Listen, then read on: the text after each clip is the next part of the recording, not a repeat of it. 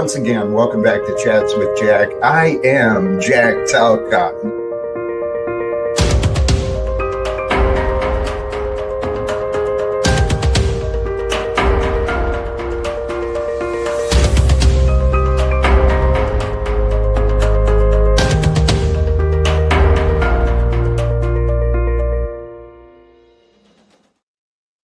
And greetings, blessings, salutations, and love once again. Welcome back to Chats with Jack. I am Jack Talcott. And Saturday afternoon, if I remember right, and starting just a couple minutes early as usual, but good afternoon and blessings sincerely to you all, and to your encouragement. Get going, Jack. I agreed because it's an MFing weekend at Talcott's, man. So why not? Why not share some time together if we can, right? At least as we can. I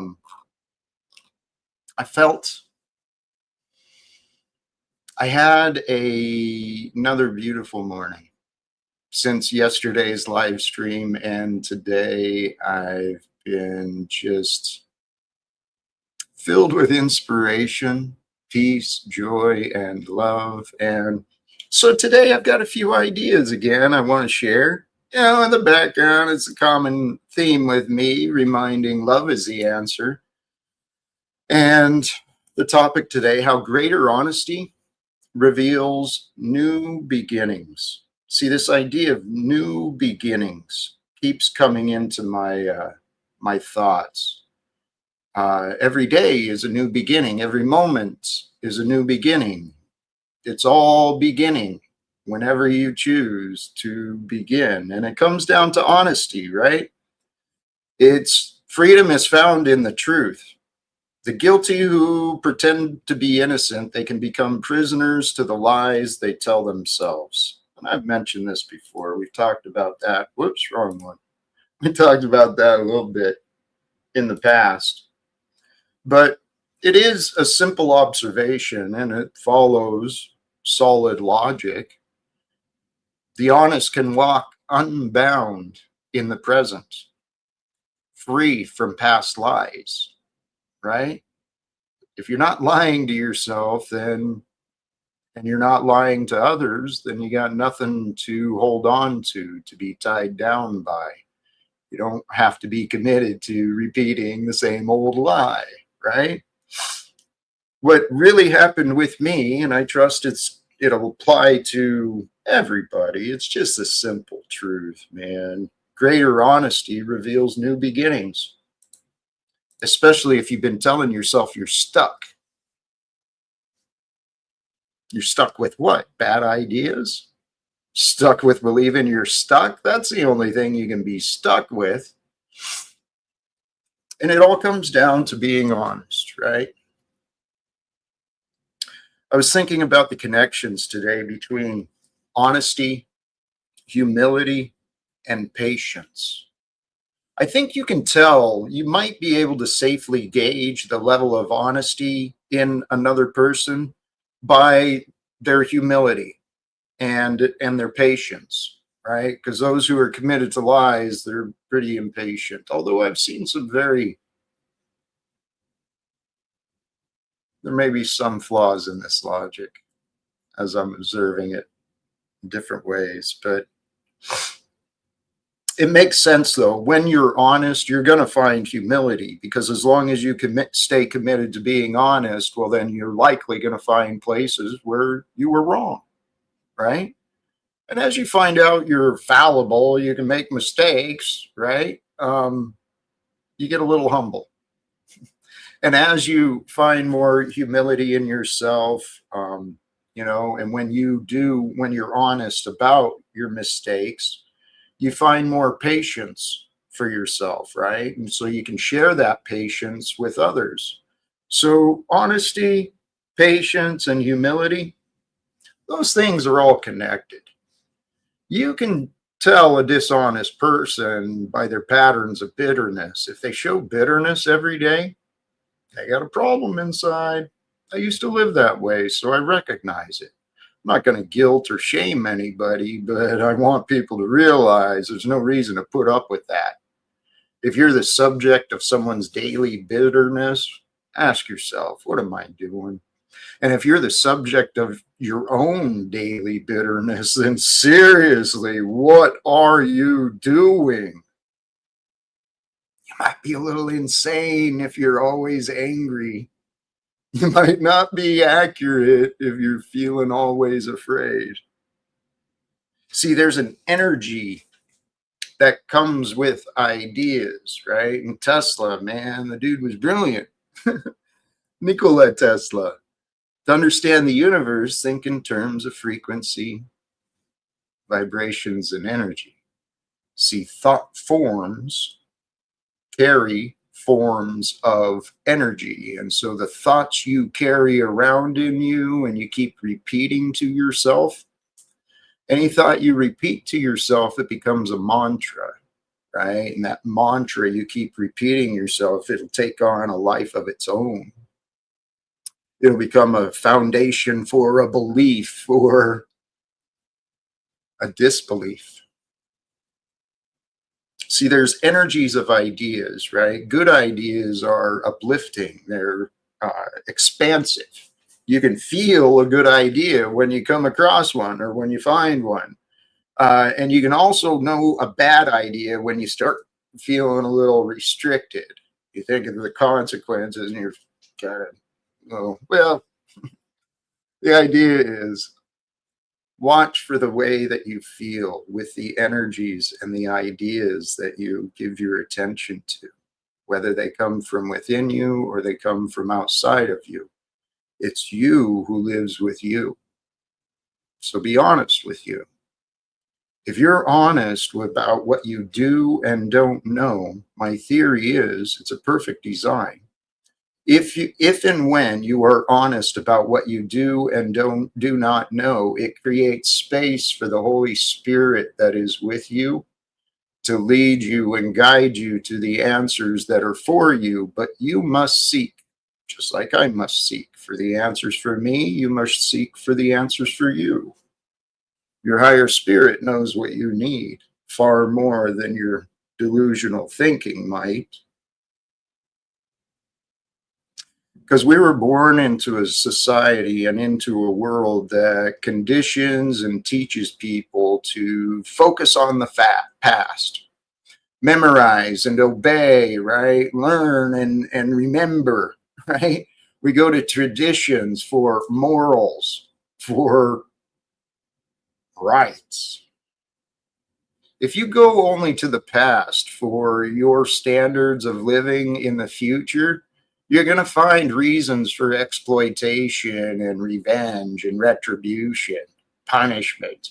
You'll find all sorts of excuses to keep you from truly the greatest life you might be able to discover. Because as we focus on the past, as we go through time, the past is carried within us in our subconscious memory and our conscious memory. And these memories create these beliefs. And in the beliefs, there can be doubts. And the beliefs and the doubts, they can actually create a cognitive bias.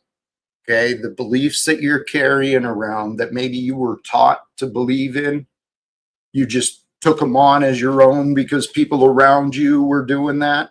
Whatever way it is. Don't get offensive, Jack. I was going to bring up many descriptions of some of the foolish traditions that people have chosen to claim as their own. But I think we can all imagine some of the silly traditions that exploit animals and people and really show the stupidity of mankind. You know, such as slavery, wage slavery, usury, exploiting the ignorant. Oh, there I was. I said I wasn't going to do it. I went to the past. It's happening today. Doggone it. I just rubbed my eyes and I was cutting up jalapenos right before this. Ouch.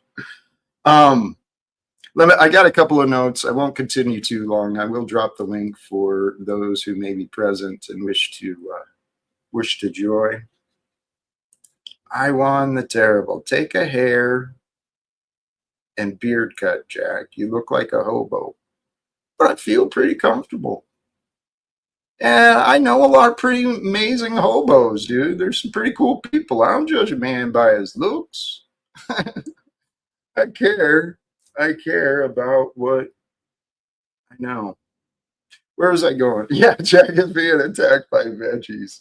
Fruits, though, actually. I believe the jalapeno and the peppers are in the berry family and the fruit family. I could be wrong, but yeah, it's burning. So back to some ideas, right? To tie these around.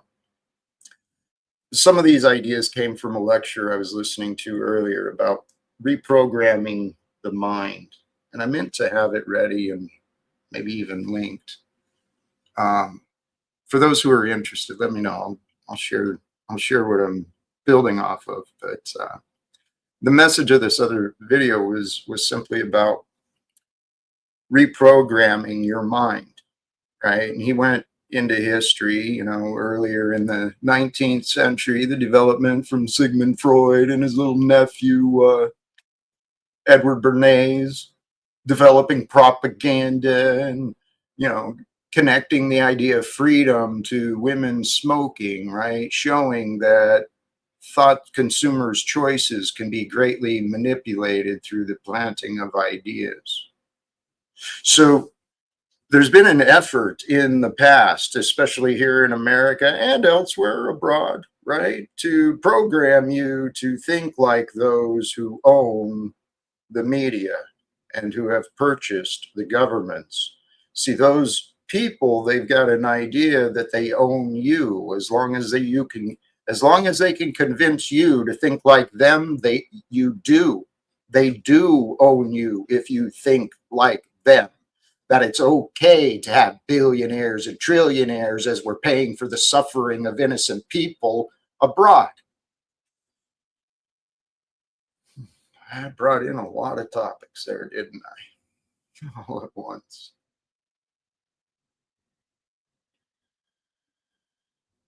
The unexpected ways of life. That's the last thing I'll kind of do, and I'll drop the link. We see Landry? Hey, you know what? You're interested. Let me go ahead and drop the link. I don't know who's here, who's what.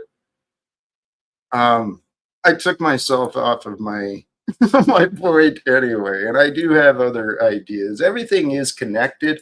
All the topics I talk about, in my head, everything is connected. Whether we're talking about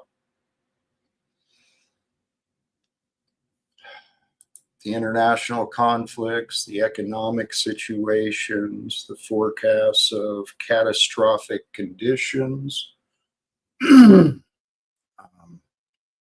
It's all tied to the greater revelation and realization of God, and God is with you and me. It doesn't matter what the rest of the world is doing as long as you know what you are doing. And if you don't have a clear mind, you don't have clear intentions, what your time and energy are being spent on, you'll become a commodity for someone else. I played along in that for a long time. And now, I don't mind if people use me for their own rewards and profits. But I like to have a say in how it's done. Right? That's something I do know for sure. Hey, here's a guest, a brother I do want to welcome back.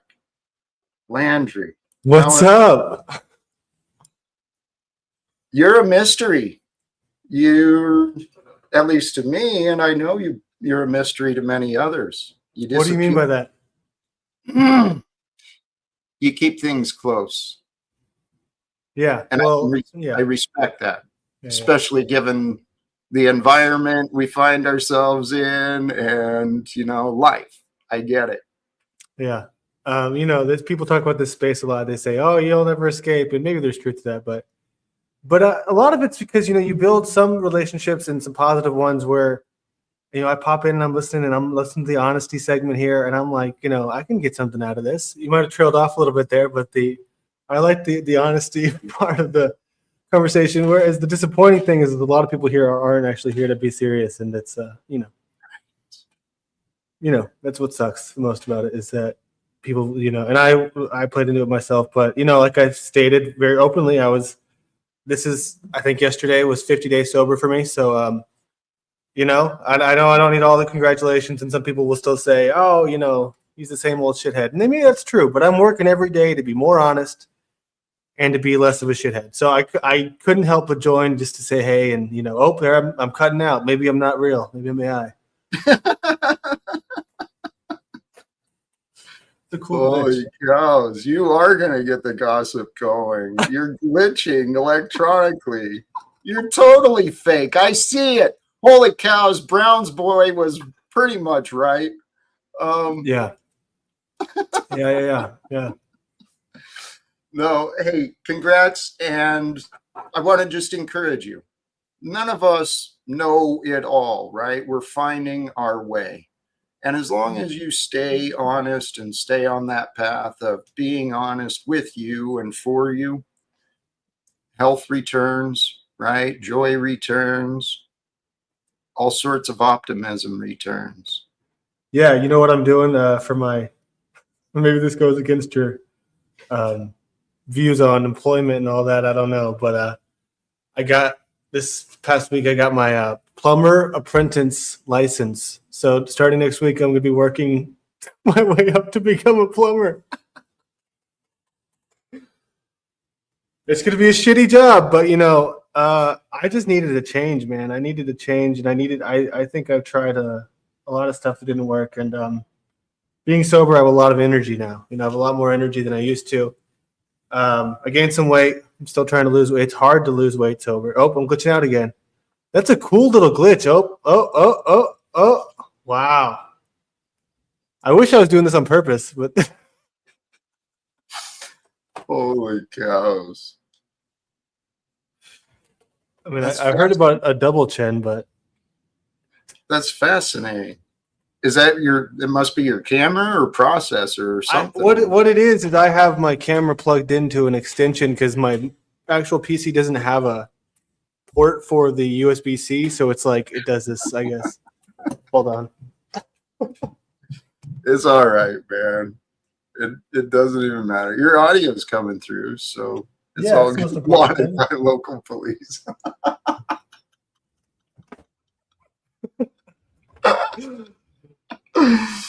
Oh, I love it, Landry. Holy cows. I don't know what happened there. Hey, I didn't mean to ignore, but DNW, are you there, man? Ever present. Omnipresent. How are you? I am here. Amen. Amen. That's what I realized. I'm doing a bit of work in the background, Jack. You know what I like doing? And I think everybody should do this. Whenever they've got a bit of work to do on their computer, whatever it is, admin, tax returns, complaint emails, reviews of Amazon products that you're not satisfied with, whatever you're doing on your computer, make sure you're listening to Jack Talcott while you do it. Respect. I appreciate that, man.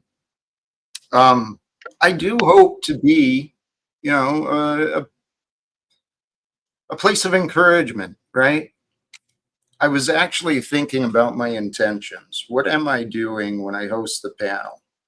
And I think I can do a better job of what I'm really hoping for, but I'm not sure how to put it together.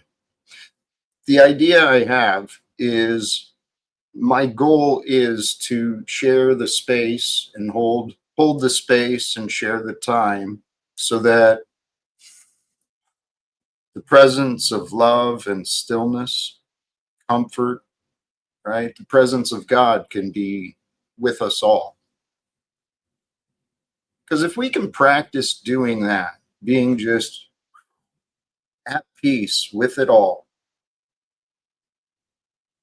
Well, then that's the practice. I mean, that's the way, the Tao is just to be at peace with everything in life, moment by moment by moment.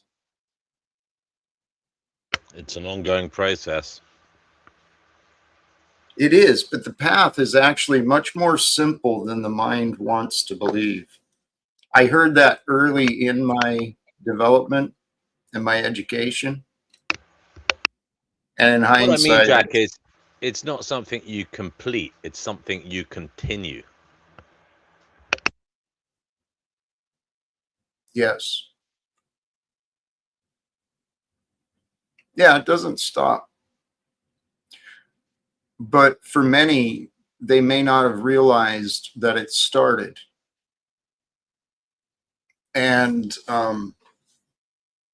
I think that may have been part of me. I didn't realize what was happening in my personal development and my path of transformation. Started with me going to detox, but I didn't fully understand what was going on in that time. But then once I got the concept and the idea of personal development, self-development, once that got into my head, it became a focus. And it's been a dedicated process, day by day, learning and growing.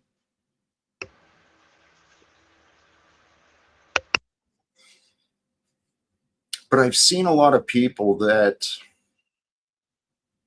I'm not sure what's holding them back, but I see people carrying around a lot of blockages, um, blind spots, maybe. I don't know.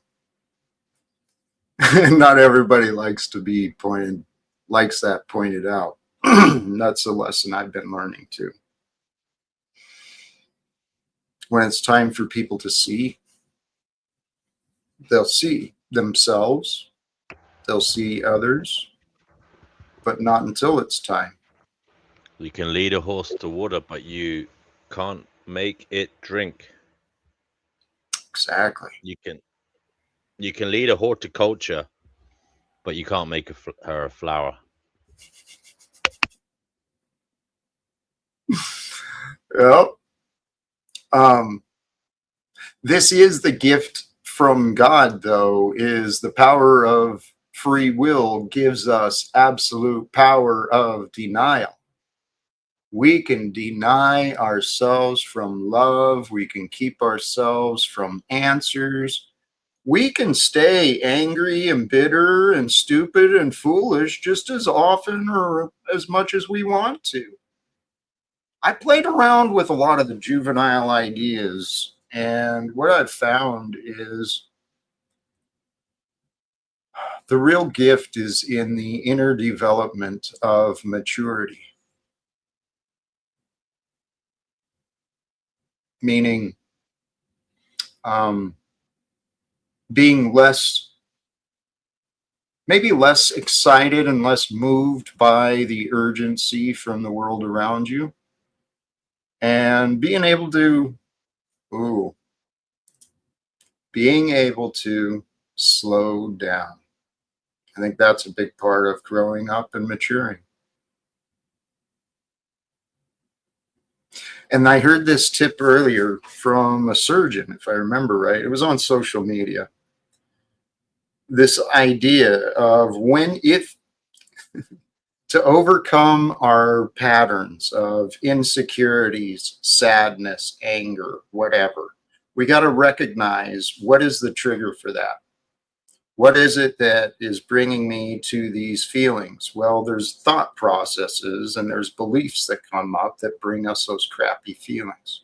So this lady's suggestion was, if you can catch yourself, you can catch the feeling of anxiousness or anger or something, when you can catch that coming up within yourself, you can interrupt the feeling, right? And you can interrupt the pattern of thought that usually comes with it by reminding yourself, I choose to breathe slowly.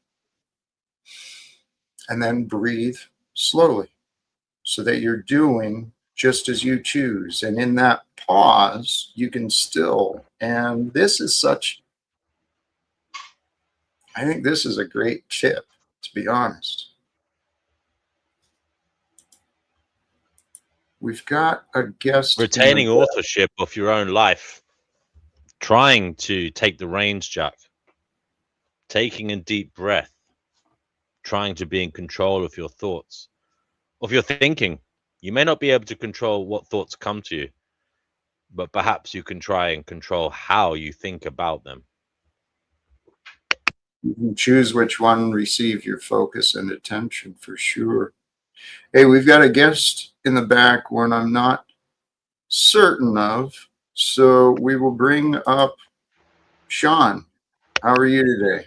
Oh, Sean's okay. Shawnee boy. He is there. He's muted. Sean, Okay. you are muted. Yes. I trust. It's Let me get- okay. Sometimes silence is better than noise. Oh, you know what? Maybe there was an issue with that one. Let's try this one. Sean, are you there? Hello. I've talked to you before. I'm an atheist though, so I disagree. But I still like your trying to make the world a better place. Thank you. But I still think it's a bit delusional. I think we'll always have problems. We're trying to make life better. But They always have Christianity has a problems, lot of Sean. contradictions in it. Say again? We may always have problems, Sean, but will you always have a problem? That. Well, I'll have problems with some of the Christian beliefs that are contradictory to the love of what Will Jack you talks be about. able to carry a thought, a belief, an aspiration that will allow you to bear the brunt of your problems? Christianity, I don't think will do it for me. I didn't narrow it down. I asked a broader question. Will you be able to carry something in your thought and heart that will be able to allow you to carry the burden of your problems? Sure, but it won't be Christianity. Jack will say to you, that's God. Yeah, but I could just say it's the universe. Well, Same thing. and that's fine. We can agree, and we may agree actually on quite a bit, because I got a lot of criticism about many of the common Christian beliefs and practices. This is why I get a lot of resistance from folks who call themselves Christians in some circles, and in others they totally get what I'm saying. I mean, this is the thing. The law of love, from a short-sighted perspective, love is often an illogical choice. The choice to forgive, the choice to accept, the choice to be humble, right? A lot of times it's completely illogical to go that way. However, in the long range, in the long range plans, if you're going to think about your future life, it's much, much, much wiser just to be kind, considerate, loving to others that you meet. It's the only thing that logically makes sense, really. Yeah, but there's a limit to that. If you're too nice to the enemy or to a criminal, there's a limit to. We can't forgive them and not put them in Sure, jail. there are no enemies. There are no enemies. There are only friends we haven't yet made. There's hurt people who hurt people, and bitterness is not going to fix the bitterness. Someone who's hurting someone as a criminal, they're not thinking logically or wisely. And I said this earlier. I view poverty and addiction in our society as symptoms of a broken society. we can fix crime when we come together and we start looking out for one another, supporting one another. There's going to be less crime. Just makes sense. I know in Norway, there's a prison in Norway where they treat the prisoners quite well. So Europe, I think, is better on the prisoner criminal side. I mean, America, I think, has a lot of more social problems than in other rich countries. It's quite Yes. strange. There's reasons though. Thank you, Sean. I'm glad you're here. Seriously, welcome back. And Dirty Lowlife, good to see you again as well. Welcome back to you. Hello, how are we? Wishing well. Truly feeling blessed again. Good to hear. I'm afraid I can't stay away. Anything on your heart as you joining? We do have another guest I'm not certain about yet. Yeah, it's just interesting what you reflected. Sean said I could call it the universe. And I thought to myself, well, I often call it the universe. I often call it the Tao. I'm becoming slowly more comfortable calling it God. I've been uncomfortable with the God word, given my upbringing, my culture, my family. Just to give you context, I was raised as an atheist, but my grandparents were Christian. So I've had this strange mix of being right on the edge of it, but not wanting to engage with it. And ebb and flow, the yin and yang. His parents turned away and he turns towards. Yeah, that's it. I've from the age of maybe 7 or 8, I've constructed a scientific, logical construct of the world, and then in the last year or 6 months or so, I've suddenly remembered. I'm glad you brought that up, and you're right. I had a real resistance to the word God myself. And I've been quite honest and open. I did not want the Bible to be right. I didn't think a Jesus thing could be real or important. Let me explore this other guest. I want to make sure. Ducks' lives matter. Good evening. Yes. We've talked many times. I am the Vanguard. That's all. The Vanguard. Okay. Yeah, I think I remember we've that. talked many times before, and we've had decent conversations to a Thank certain you. point. Yeah. Okay. Thank you. I appreciate that. You joining with thoughts? Anything come up for you so far? Well, again, chaos is by design in the universe. So, what is chaotic in religion when knowing it's so chaotic? I mean, but when religion's portrayed as so divine and unharmful, well, it's very harmful, isn't it? I mean, most religions are very vengeful, aren't they? Come on. That's why the Greeks, the Vikings, many other cultures always said that there's many gods because it's very vengeful, isn't it? Yes. Yes. Monotheism versus polytheism. I'm of the mindset that there is one source of creation. Yes, indeed. Indeed. And it's Indeed. revealed through many archetypes and traits. And this source of creation, there is a source of creation that is within us, the source that created us. It's found in the genetic material and the mental and energetic. Stardust. I mean, we're all made of stardust at the end of the day, aren't we? Come on, away.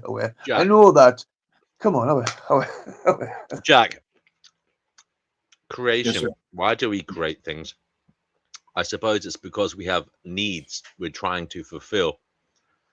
That is the basis of creation, is it not, Jack? When you create things, you're trying to feel something, do something, attain something. Why would an ultimate God who has everything want to create? For the joy of creating. many people create just simply So- for the joy of creating. So it has a need Yeah. to feel joy. Yeah. It's Well, just these are just coming to me now. I'm let's just go. thinking. You know. The only if only reason you need to find joy if you prove to the observers of many other species and whatever type of technology and life is out there, what we conceive of life as, because it's so fucking vast.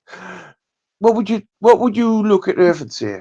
Have they got potential or fuck me, they're fucked? What would you say?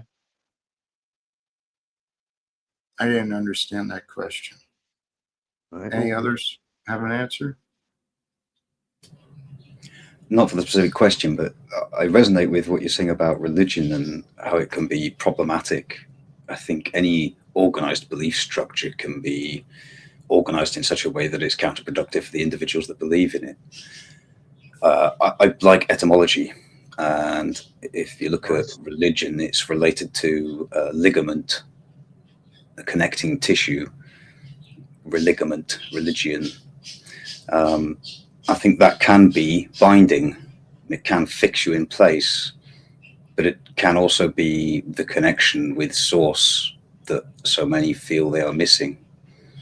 Fucking hell, mate. I'm loving you, dirty low life. Mate, I'm loving you with Love you your too, man brother. bun. But I get it, I get it. I mean, can you feel everything disconnected with the ligatures, etc., and your body's in such a flux, etc. Capiche, capiche. I love you, dirty low life. You're fucking fantastic. Absolutely. What about any thoughts on that as a word or spirituality? To me, the spirit is heavily linked with alcohol, which is alcohol, the ghoul, the ghost, the spirit, the ether. What's the other one? Absinthe, absentia, absent.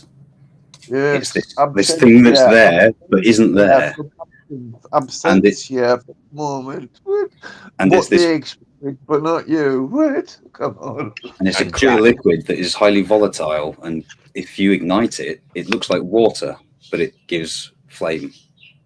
So it has this ignition Isn't that just property to it. alcohol? That's just alcohol. Spirits can Yeah, be as good in or bad. spirit. Dirty Yeah. Lola. Just like Jack. There's Jack Daniels, Spirit and then there's burns yin and blue. yang. alcohol.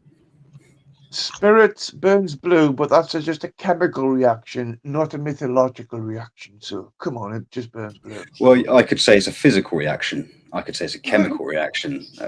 I can describe it in the flavor of many languages. I think spiritual language is just one of them. Wait, just please don't tell me blue's so important in the rainbow because we all see blue. Don't go down that avenue, please. What about the word God, You Dirty know, Lola? a blue spectrum. Oh, come on! I could talk about it all day, but I'm not. I'm just trying to have a joke about it. So come on, away.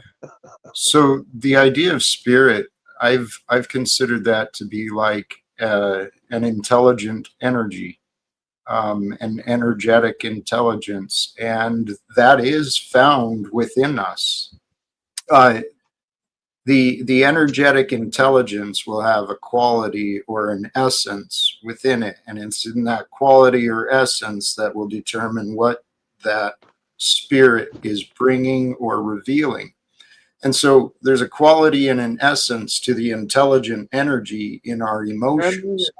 I must apologize. I must apologize for interjecting, Jack. But anyway, have you seen the American Blue? Right, reflecting pool. Reflect on that. Ducks' lives matter also, and the algae. So all those hydrogen.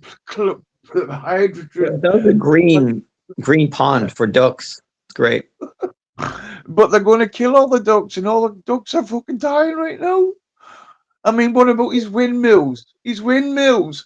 They kill all the wildlife. His reflecting pool is killing all the ducks with his hydrogen peroxide. Why don't we do something about it? You're clearly upset, so I think we can do things.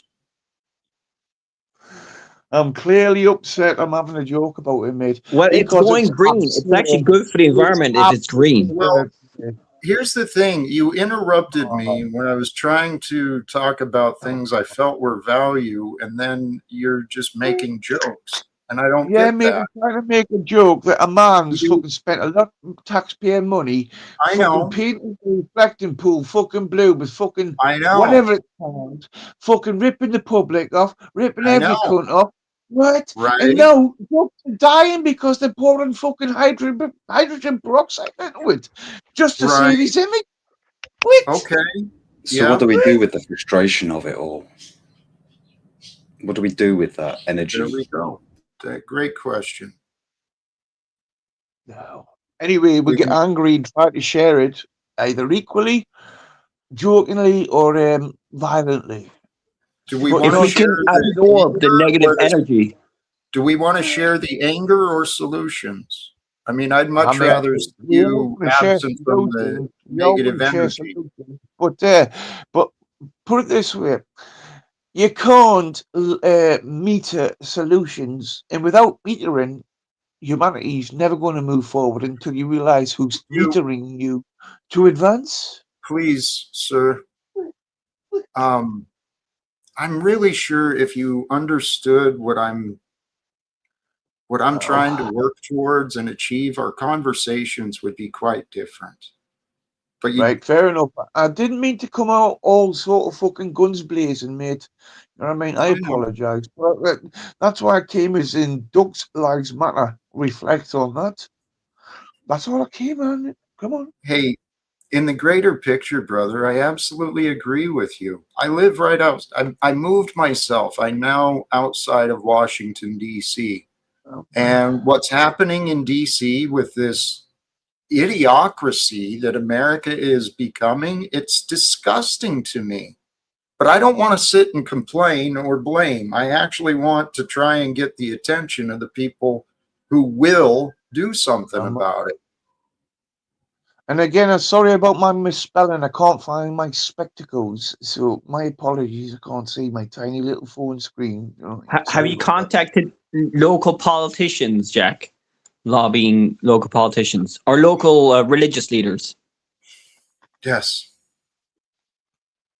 I've reached out to leaders of many different organizations, churches, institutions. I've reached out to many different levels of government, and I know the solutions for the oppression that the people are going through. The solution is going to come through the people. So I'm inclined, I want to be one of the people involved, and I feel like the solution seems pretty obvious. We got to stop Eco-socialism. equal. Eco-socialism could be up there.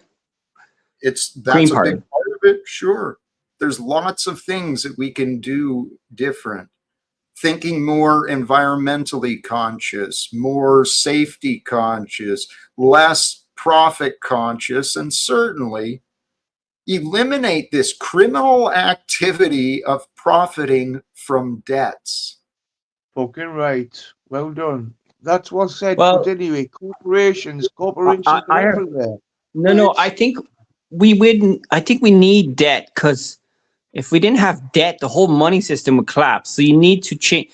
If you want to Amen. change the whole, if you want Sean, to change the whole yes, money system, yes, To be you honest, won't have yes. economic growth as much. You won't have no the Muslims information have on this that. law. To Sean, In be honest, Islam, let me just okay. say this. I think your information on banking is prejudiced because that's what you've been told by a certain type of banker.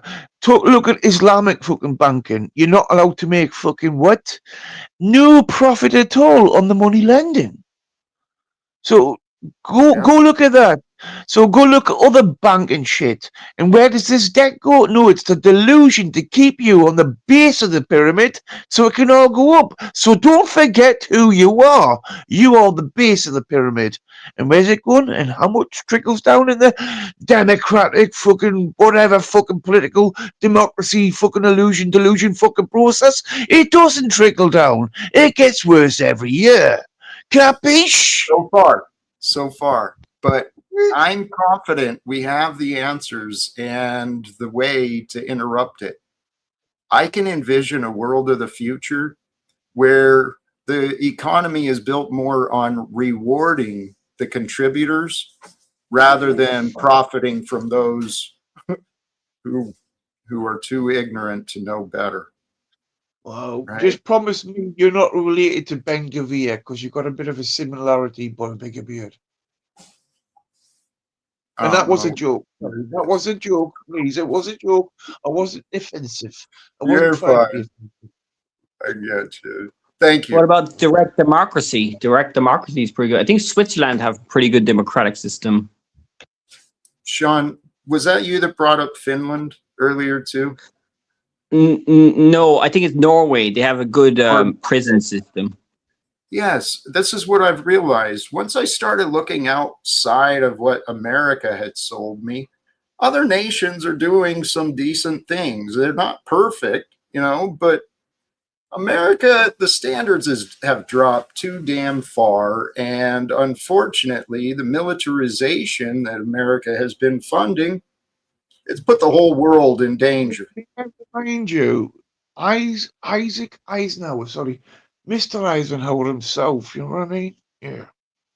Dwight D. Eisenhower, when he finished his presidency, he told the American public, beware of the military industrial machine.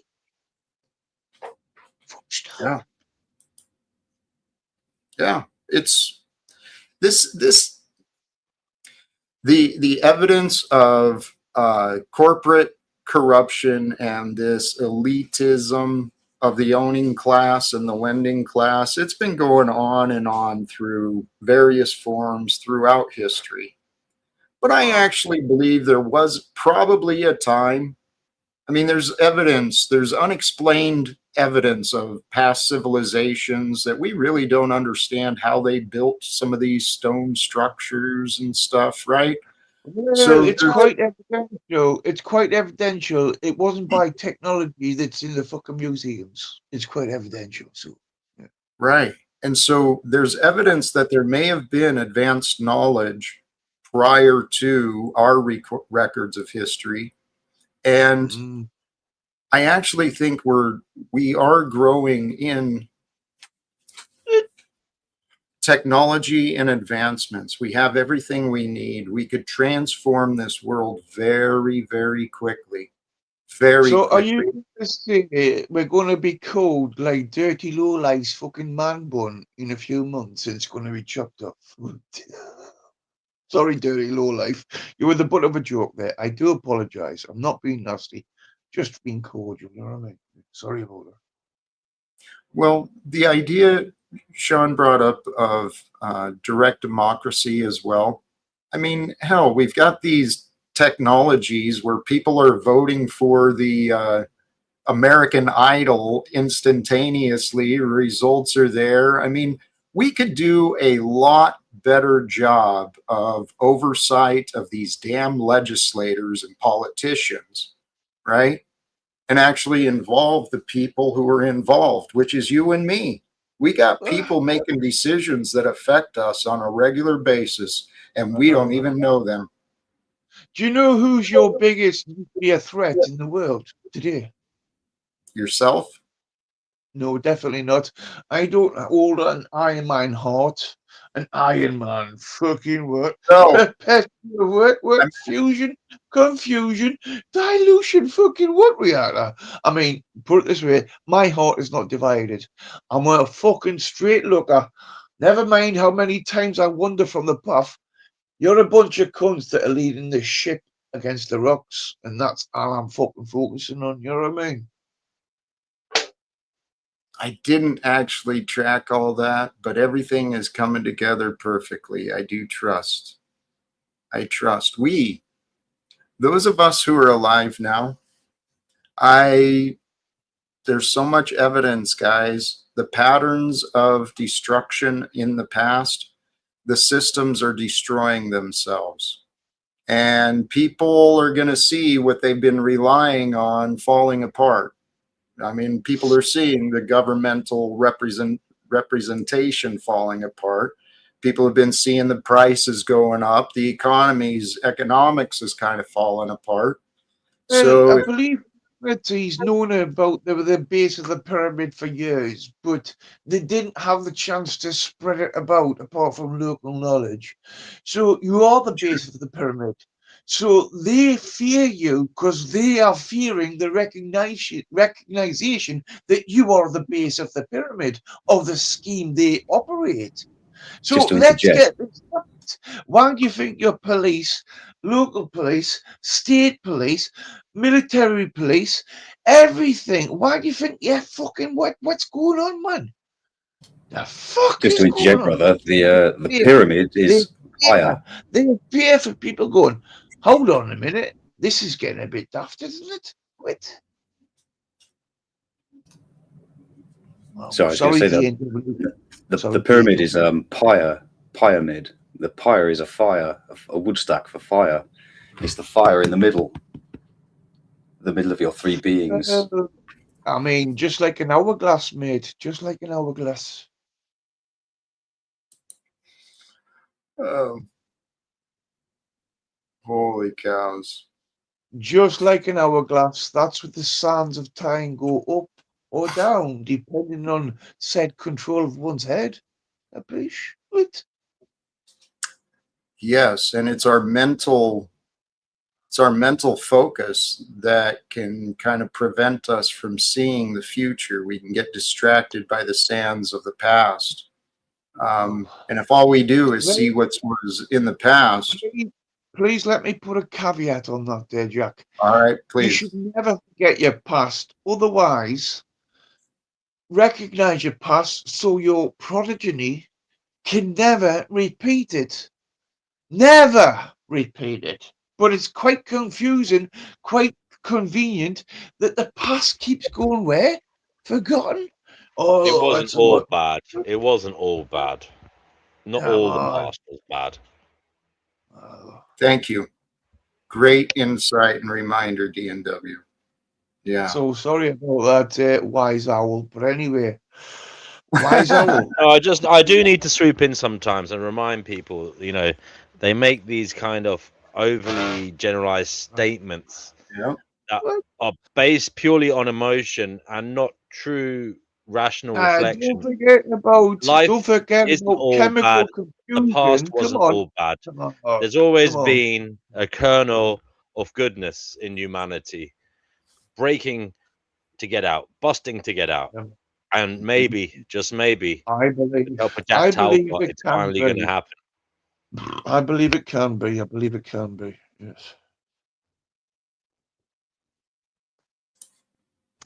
I believe I that. So- really Can I ask? No, Jack Talcott, something needs to be said. Now, this goes directly to you, Vanguard. Yes. The amount of times I've heard you belching live on air on all these various streams you go on. I mean, to be quite honest with you, your belches have had a more profound effect on me than any of your words. Okay, and not in a good way, brother. Not in a good way. So I want you to reflect on that. Reflect on Mate, that. I'm Reflect on your ex-military. effect as a person Military. on the I world, didn't go to on schools the like you did. ideological battlefield. Come on, Because mate. I didn't go to you're coming schools on like here you did. Come on, expelling your ex-military. foul air, Come on. and it's coming out in What? I more still than one, respect you, more ways you than one. And I cannot DNW. take a man seriously who, with no restraint, belches live on somebody else's panel. How mate, fucking because dare you? Jesus How was drunk. dare you? Jesus How was a drunkard. fucking dare you? media is like You professional say you were in the communication. military? Yeah, I'd have mate. you fucking court-martialed and shot at dawn. Yeah, but this is not professional, direct control, fucking bullshittery. This is like old My school goodness Emerson me. Messenger with your hello to me. The standards. We Here. are trying to attain a Beautiful. modicum of respect, Yep. a modicum of Beautiful. self-restraint, Thank an you. ability to connect to others in a meaningful manner. And all you can do is come on here and burp. That's all Yeah, you man, can do. I That's do all have- you can I add do to the have a problem. conversation. In between I'm like your a submarine. Geordie meandering Yeah, man. Mush. I'm like a submarine that comes up for air when he has to go Come on, down to boy. sea. Come on, boy. Come on, like, Get with right. the I have to program. come up for air and Where dispel all the is your carbon dioxide. self-respect? And Took where so is much your air respect and for come back everybody else? again. What are you going to do next? Fart into the microphone? Because you might No, as well. mate. I mean, mate, are you saying I cannot burp with an appreciation of a beverage or a meal? That's quite racist. No, it Jesus is. would have been very nice to the drunkards. Jesus would have accepted the drunks. Shut And he your would pie have, hole, Sean. Shut your Recommended pie how hole. they could Don't you tell improve me their what Jesus behavior. would have done. You don't even follow Jesus. I don't want to hear a fucking word out of you. Holy joking. Giving cow. me this moral authority over something you don't even believe in. Something you don't even believe in, you atheist little gimp. Shut your mouth. Coming on here defending fucking Vanguard. Vanguard. Your mother would be absolutely ashamed of you. Absolutely ashamed of you. What? My So, and mother's so not would your even grandmother living and your great grandmother and your sisters. there. What? Shalom How about Shabbat. Assalamu alaikum. Alaikum assalam. Shalom Shabbat. How about this? We can, and yeah, we can all do better to be mindful about the behavior and the way we share experiences with each other. And if we do that, the experiences become better. And today, the topic, new beginnings, right? Yeah. New beginnings, raising the standards. I love that idea. Well, Well, Muhammad would have probably killed him because he didn't like drunk Shut alcohol. your pie hole, Sean. Listen. Listen. Right. I want this to be heard. I want this to be clear. If you belch again on my stream, Vanguard, I'm going to fucking kick you off and I'm going to ban you for at least a week. You will not get back on the stream for. And I asked Jack right. to So do the from same. now on, I'm asking Jack to do the no only decent exception. thing Right, in this regard. There's nothing else we can do that is decent. We're giving you an opportunity. We're not going to ban you for life, but if you belch again on the fucking live stream, you're going to be kicked off for 1 fucking week. What? So you can fucking feel ashamed and think about what you've done. Work off. I'm not burping, but burp. Mate, burp. Point factor, mate. I agree to that social contract. I will not burp in your channel intentionally or subconsciously. If I feel the need to burp, I will go and do it in another realm just for you.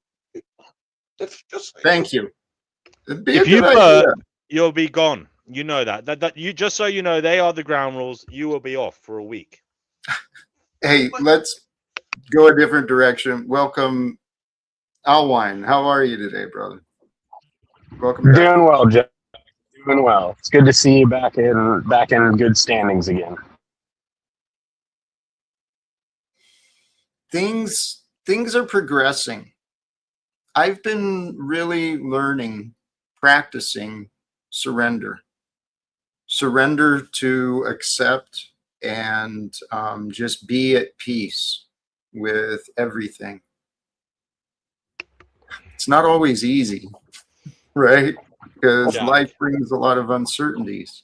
Go ahead, please. I'm borderline being accused of being a racist in the live chat. Okay, now I want to address this because somebody has said culturally, burps can be both a communication of gratitude or offense. Now, I understand if you live in some uncivilized country and you eat a nice meal, you might burp afterwards to show your appreciation because they can't speak English. But the point is, What? Vanguard has never cooked me a dinner, and nor would I ever eat a dinner that animal would prepare for me. He's shown himself to be a degenerate, unable to fucking I stand by our live in a social civilized contract, manner. mate. I stand There's by no our way culture. I'm going near Vanguard's Stand by it. home, let alone his dining room. Mate, I stand by it. I will never burp on your channel again, consciously, put it that way. Even if it's subconscious, even if it's unintended, you'll be gone. Well, a week's a week, isn't it? A bit like Donald Trump's fucking what? Fucking peace deals? What the fuck is going on here? Like, Yeah, that guys. I really feel like there's some pretty big problems going on. Jack, it's And okay. We moved on now, but Jack, you get the impression, you get what I'm saying here, Jack. You're trying to do a Yep. serious thing, right? And then Yes, sir. occasionally we get this fucking foul fucking noise being emitted from, you know, this odious creature who has no concern for his fellow kind. Look, I say that in jest. I don't think he's that bad, but he's behaving that bad. But mate, I love you too, mate. I really do. I love you all. There's proper fucking conversations going on here, and that's a fucking fact. Full stop. Appreciate that. Hey, and let's welcome the Machine Lies. How are you, brother? Welcome back to you. Yeah, blessings, sir. How are you doing today? Truly feeling blessed. You join in with any thoughts or ideas? Well, it says that honesty reveals new beginnings. So I guess I'll say a couple lines. Obviously, style is what you do. When no one is looking. So true style, right, is no style, right? As Bruce Lee said, right? You master all the styles, and you create your own style. Then you forget your own style and do what comes natural. You use whatever comes natural out of all the styles that you learn, right? So no style is a style, right? And also, if you're lonely when you're alone, you're in bad company. So I think solitude is a great gift that we have to temper ourselves in solitude, right? It's a great way that we can connect to a higher principle, right? But is that 40 years or 40 days or 40 hours? What's that? I don't know. Anyway,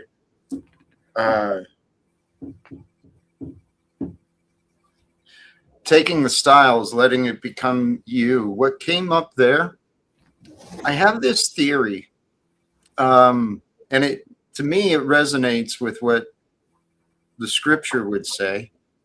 But I believe that when we are, especially when aligned together, when we're meeting together and we are truly honest about what we do and don't know, in that not knowing and admission, right, between us and another, we can build upon that which is known, and more in line with letting the natural essence come through. I think the Holy Spirit will lead you either from what's already within you, or it'll lead you to another direction where you can add to what's within you for the answer. So can I just throw it back to energy, right? Cannot be created or destroyed. The energy, We're well aware of that because you're fucking burps. Now pipe down and let the show continue. Please. You've demonstrated that. You've literally demonstrated that. You don't need to say it. Now shut up. Well, it's actually interesting because energy is actually a word that's coined by Aristotle. I'm not sure if people are familiar with this concept. He actually coined the word energy, right? So what is energy, right? Similar to Newton, right? Like what is force, right? When Newton implied the concept force, they thought it was mysticism, because force isn't inherently point to anything, right? It's just kind of like an arbitrary starting point, right? And so is energy, right? It's kind of like, what is it? So is entropy. Entropy is everything, isn't it? Hot, cold, etc. Absolutely. Yeah, it's it. And there's lots of things that defy entropy all the time, like life on this planet, and so on and so forth. I actually heard that life on this planet was an example of entropy, in that the greater complexity of the system, the more had something to do with the conversion of energy. Oh yeah, it could be. It could be that there's an imbalance of energy, and the universe is simply using us to allow that discharge. So I have no problem with that. If that's the case. That So, cherry bakewell tart looks so beautiful on the coffee table. The red glistening glazed cherry atop the white snowy ice on top of the beautiful tart.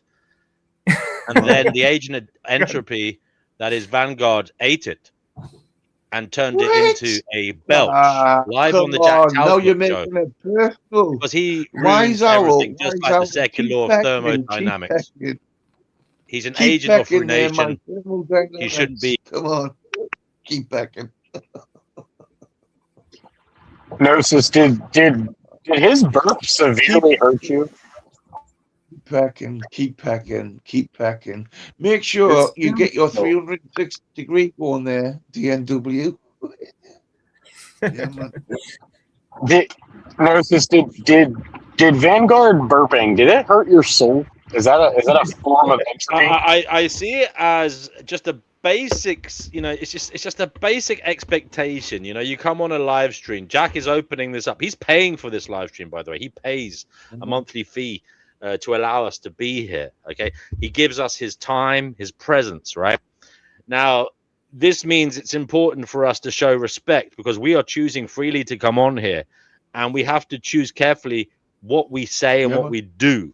Yeah, Okay. I mean, Otherwise, So it's a waste of time. Otherwise, it's polluting unnecessarily what is, all right. So you know, DNW, a short you time that you we have want- together when we're he's trying from to the same achieve something, country, right? trying to achieve a That's common from the goal. same- And it's the utmost disrespect to come on here and Please. waste that time by belching. Thank Well, you. I don't Thank you. want to complain about my belching anymore, but All right. it Yes, sounds I like don't you want either. diluted content. Diluted content.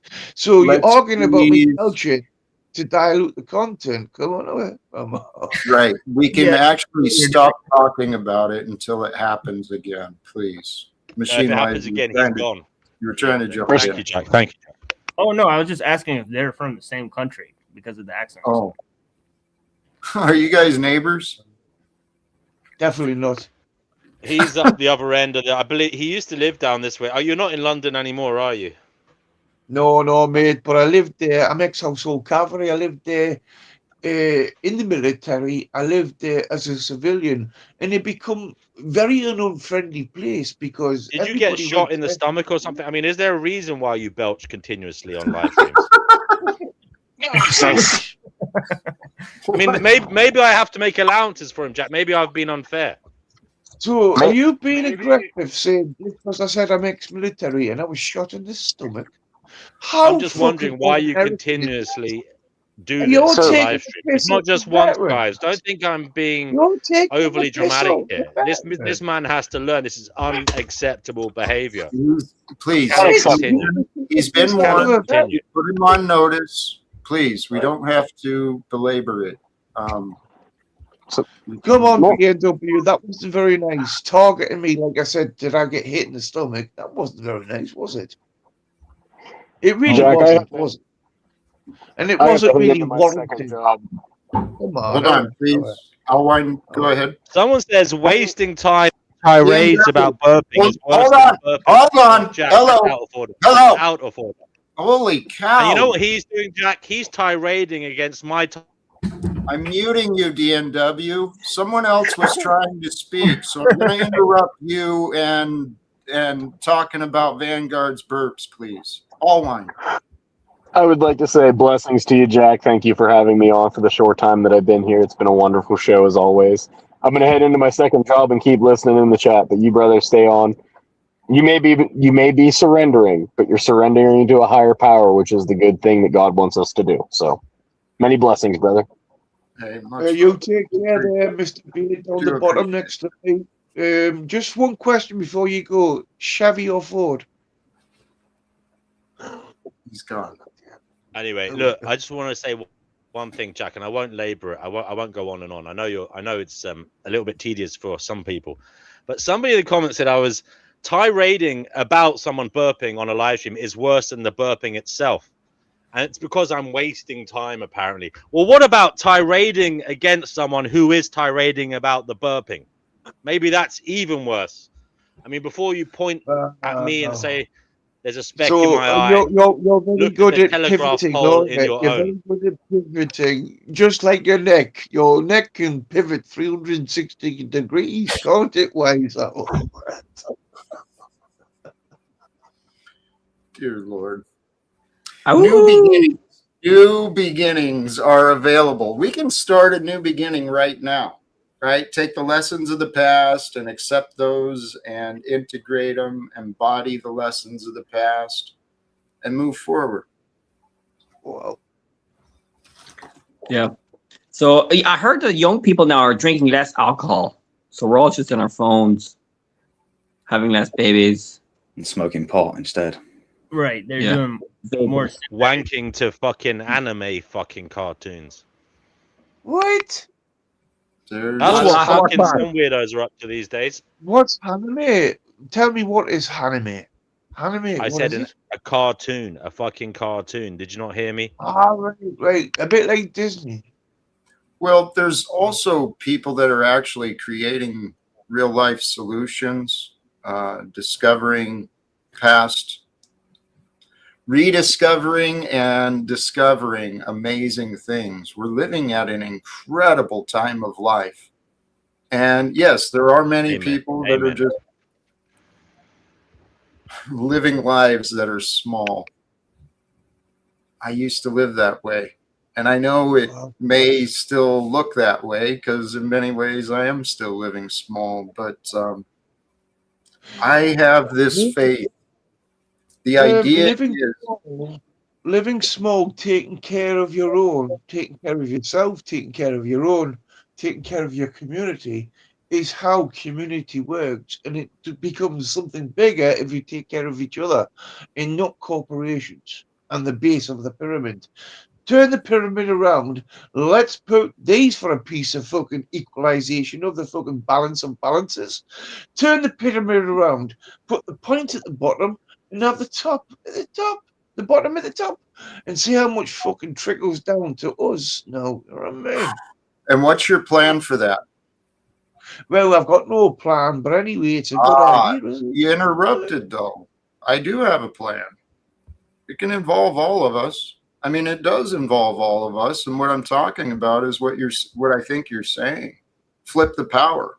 Let's flip the power structure so it's not a top-down pyramid when it is truly the people who have the power. Yeah, man.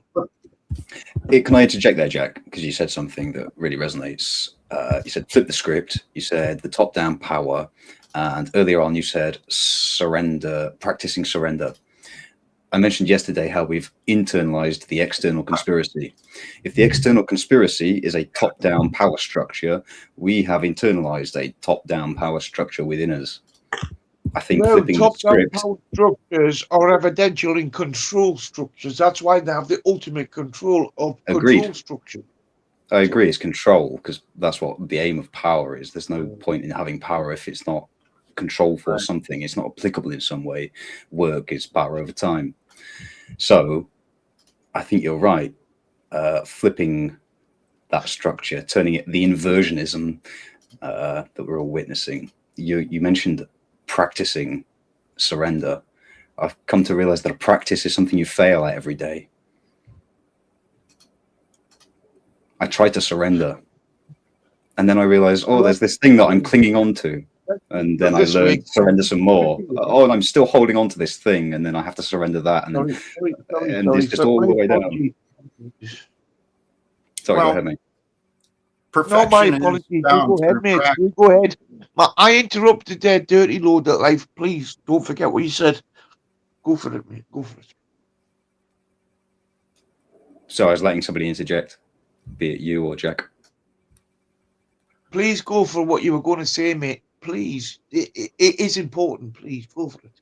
Remember what you said. So the reason I bring that up is that my tagline today is the falling man.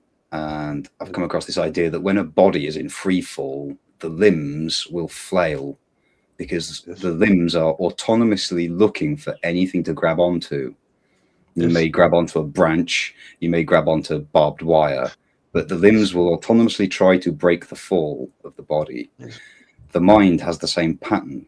When the mind is put into free fall, it becomes very readily accepting of anything to hold on to, which makes you very susceptible to holding on to things that aren't worth holding on to. Indeed. That's why I keep saying, hold on an arrow that you always point in front of yourself, just like true north.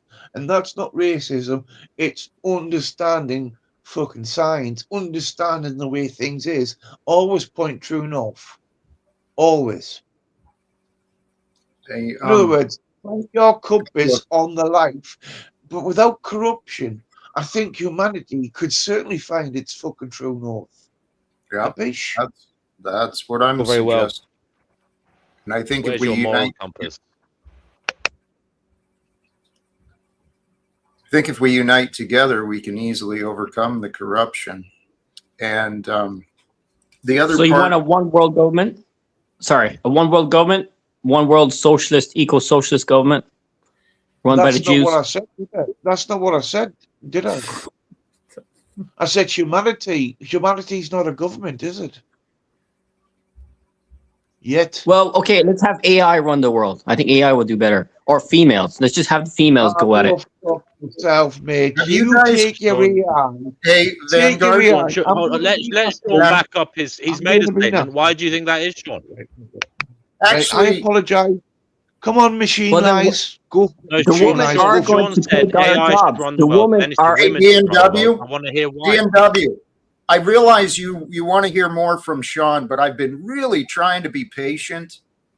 And Sorry. these conversations aren't really showing any reflection or any interest in the solutions that I'm trying to share.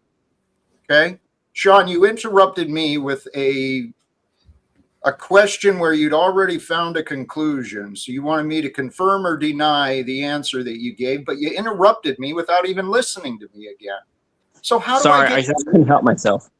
I know Forgive me. you could have helped yourself, but you chose to interrupt. That's right. Sorry, Master. I do lies. I might have said your name instead of Sean. Don't give but that anyway, mocking tone, apologize. Sean. It doesn't show genuine apology. Don't mock, Sean. It does All right, not Mate, I sorry. behoove didn't you. mock Sean, It does mate, I not didn't behoove mock you, Sean. brother. What I'm trying to do is, you interrupted, confused the situation. Get back to what I was saying. Can Shut you your remember pie that? hole, guys. Everybody shut the fuck up. Okay, and let Jack say something. Jack, go ahead. Please, Vanguard, you're seriously missing the point of what I'm trying to do too. And if you I wasn't talking understood, about you, mate. I was talking about fucking DNW with I these know things. you're completely ignoring me as the host of this channel. Please. Okay? I'm not needy and wanting attention, but if you don't give a shit about what I've got to say, I maybe do, you mate. should go somewhere else to Why talk. am I here, Jack Talcott? I'm here. I've told you many things you want to hear. Not just here, but share. So how dare you say that? I'm not here to confuse and abuse you. So what I'm I'm just trying, having a joke. It's my personality. Come on. hey, I realize Sorry. that, Vanguard. Can you please hear me? Yes. I'm just trying to see if other people can try and discuss what I'm saying. Sean, what I'm suggesting is yes, worldwide reforms. Okay, where people are not lying to each other, where we actually invert that pyramid structure in the leadership way of Jesus, right? Jesus was still a leader. He was still at the top of his council and movement, but he lived the righteous way. He led the righteous way. If we had righteous leaders, they would be serving the best interests of the people, and they're not. So why don't we do something, guys? This is our lifetime to do it. Yeah, I'm obliged to agree with Jack, because the fact is that we live in a global system today. So whether we like it or not, the solutions are going to be on a global level, right? So we have to start thinking on that type of level. And I'm reluctant to say that because obviously there is a huge emphasis on the local, effort in that, so. Well, let's just put an absolute point to this entirely globalism. Why don't you pay people in their own country to manufacture shit in their country? But when it comes to the food chain, globalism does work because you don't always get bananas from fucking what? Sellafield or fucking what? Kumquat and fucking what? Qantas fucking Airlines. In other words, you need fruit flowing about the country, the same as foods. If you want foreign foods, you want this. There's a global currency, the way a globe can work. But start manufacturing shit for equal pay in every country, just without greed in corporations and corruptness. Built-in fucking fakery, built-in. Oh, that's going to cost another 100 what? Million what? For a battery? What? What is This your is where answer? What is your answer, Vanguard? take away the greed and corruption, but how can we do that? By the bottom of the pyramid, realizing that. We unite together with that purpose. The problem is embezzlement, man. People are greedy, man. It's gonna happen. Doesn't matter what culture. It's unfortunate. Well, greed and corruption, they grow in the shadows of secrecy. Right. Okay, as long as we're going to allow our corporations and our government employees to keep secrets from the masses, we're giving permission for those corporations and governments to lie to us. They do see it that way. I know. They absolutely. They like so. Yes. Anybody who's even remotely educated in the occult, how the elite operate, that even if you're quiet, they take it as permission. If you don't resist. Okay, so a lot of people need to know their sovereignty. Consent is literally sacred. So I have a history in spiritual warfare. The only thing you really need to know, fear God only, but don't give consent to anybody that could leech off you, take from you. But the corporations, let me finish with this guy. Hold up before you interrupt me. When it comes to these people, they want your consent to abuse you every time. Whatever it is, be a corporation or a cult. Right, come on. Who invented usury and who invented money? Especially with usury. It's not just them, dude. You have other groups of people who couldn't do usury just because they're greedy too, my guy. Like, let's not even make this racial. That's the start of the pyramid. I can do the same thing. So that's why you get corporations. You get greedy cunts. I mean, come on. Dude, you've had black kings and white kings commit usury just as much as them. Like, I would know, okay? It's happening. What? I wasn't talking about anybody. I was talking about the abuse of usury. Can you really appreciate that? Capiche? The abuse of usury. I'm well aware, and I'm against usury. Can you get a sign of life from Jack Talcott, please? Any sign of life? Usury has been an ongoing problem since the ancient days of Rome, all the way back to Gaius Julius Caesar. Okay? You want to know what the real problem was? There, Jack. Gaius was for the plebs, right? He was for the common man. Okay, Gaius was for the working class, the warrior class, the legionnaires, and the plebs, right? The Senate, they were making a lot of money, and they were basically being a parasite on the rest of Rome. Gaius sided with the people who were being leeched on, right? And this was the whole problem with the whole Rubicon crossing. It wasn't just like some rebellion. This was like madmen have taken the republic situation. And the usury was actually a problem with the people Caesar was fighting, right? Because they were working with certain groups of people, and usury in every single empire, it doesn't matter if it has to do with a certain people group, any group that commits usury from corporations in the modern day to today, it's a problem. It's basically the communist argument will continue to grow among the working class so long as leeches persist. So if you want to stop communism, 2 birds, 1 stone, go after the usury, because the working class won't fucking complain. Right. So, what's today's topic, anyway? I relish being a pleb before. I relish being a pleb before Emperor Constantine. Yes, I do. All right. So, great honesty reveals new beginnings. One says we had so far. My answer is that the honest revelation needs to begin within. It's very easy to look for external honest revelation, but if that's not grounded in something immediate, Exactly. then I think we're lost. That would be my And it's answer. having faith in Is oneself. DNW to in the have room? faith. DN, you in the room? To have faith in oneself is to have faith without evidence. But you've got to I'm s- believe in yourself without What a about doubt. what about TML? You're in the room. You're a host. Can we get a host in here? Because Yeah, I'm here. Yeah, I've answered as well. I don't know if he's clearing his throat out or what. Yeah, I've answered with 2 quotes. No, I was just thinking someone. What? Yeah, go for it. Yeah, one is style is what you do when no one is looking, and the other is loneliness. If you feel lonely when you're alone, you're in bad company. So I equate both having no style and also having a sort of interest in solitude. What solitude can produce, right? To be a measure of honesty in people. So. And you obviously separate that loneliness and solitude, yeah, as 2 different categories, 2 different things. Right. Yes. Exactly. Yeah. Do you want to tell us? You're what absolutely. those things He's absolutely correct when it comes to how there's different 2 class. You can divide everybody into 2 classes of people. Well, The that's people, what if you you call put them, meditation, isn't it? Meditation and the my guy, can unmeditated. you not interrupt me? What? Thanks.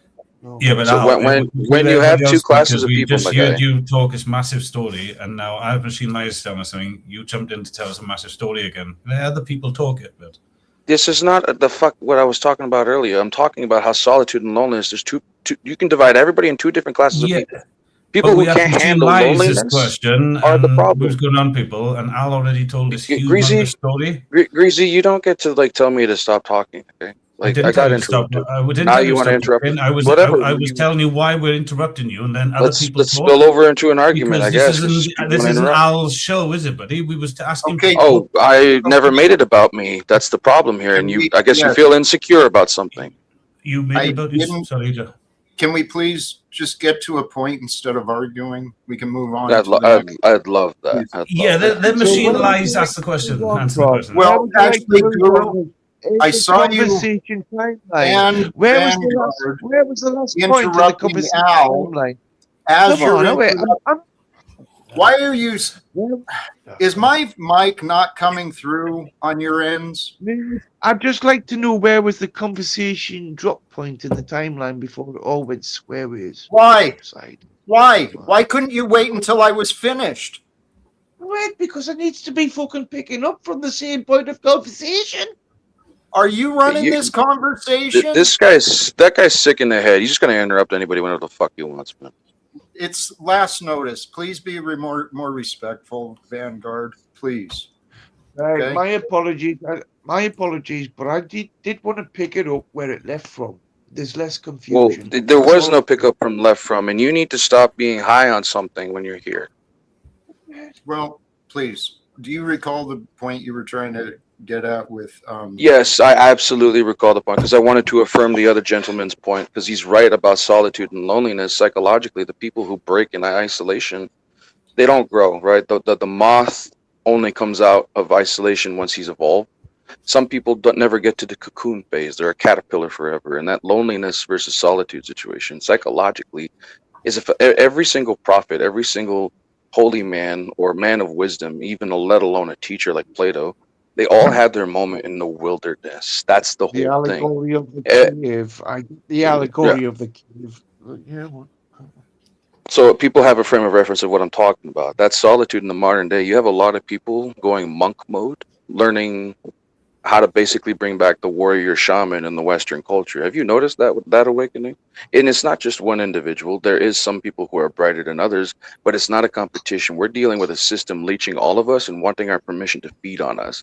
We need to stop arguing against each other and trying to basically dick measure. Okay, Well, somebody that's has the what I'm brightest saying. light. Somebody has the brightest light in the room, but you don't have to fight him because he is trying to fight for you. That's the problem. Some people have. That's what I said, mate. I said said. that. Stop arguing left and right. Point at the cunt steering the ship on the rocks. Okay. Yeah, I think that was well said.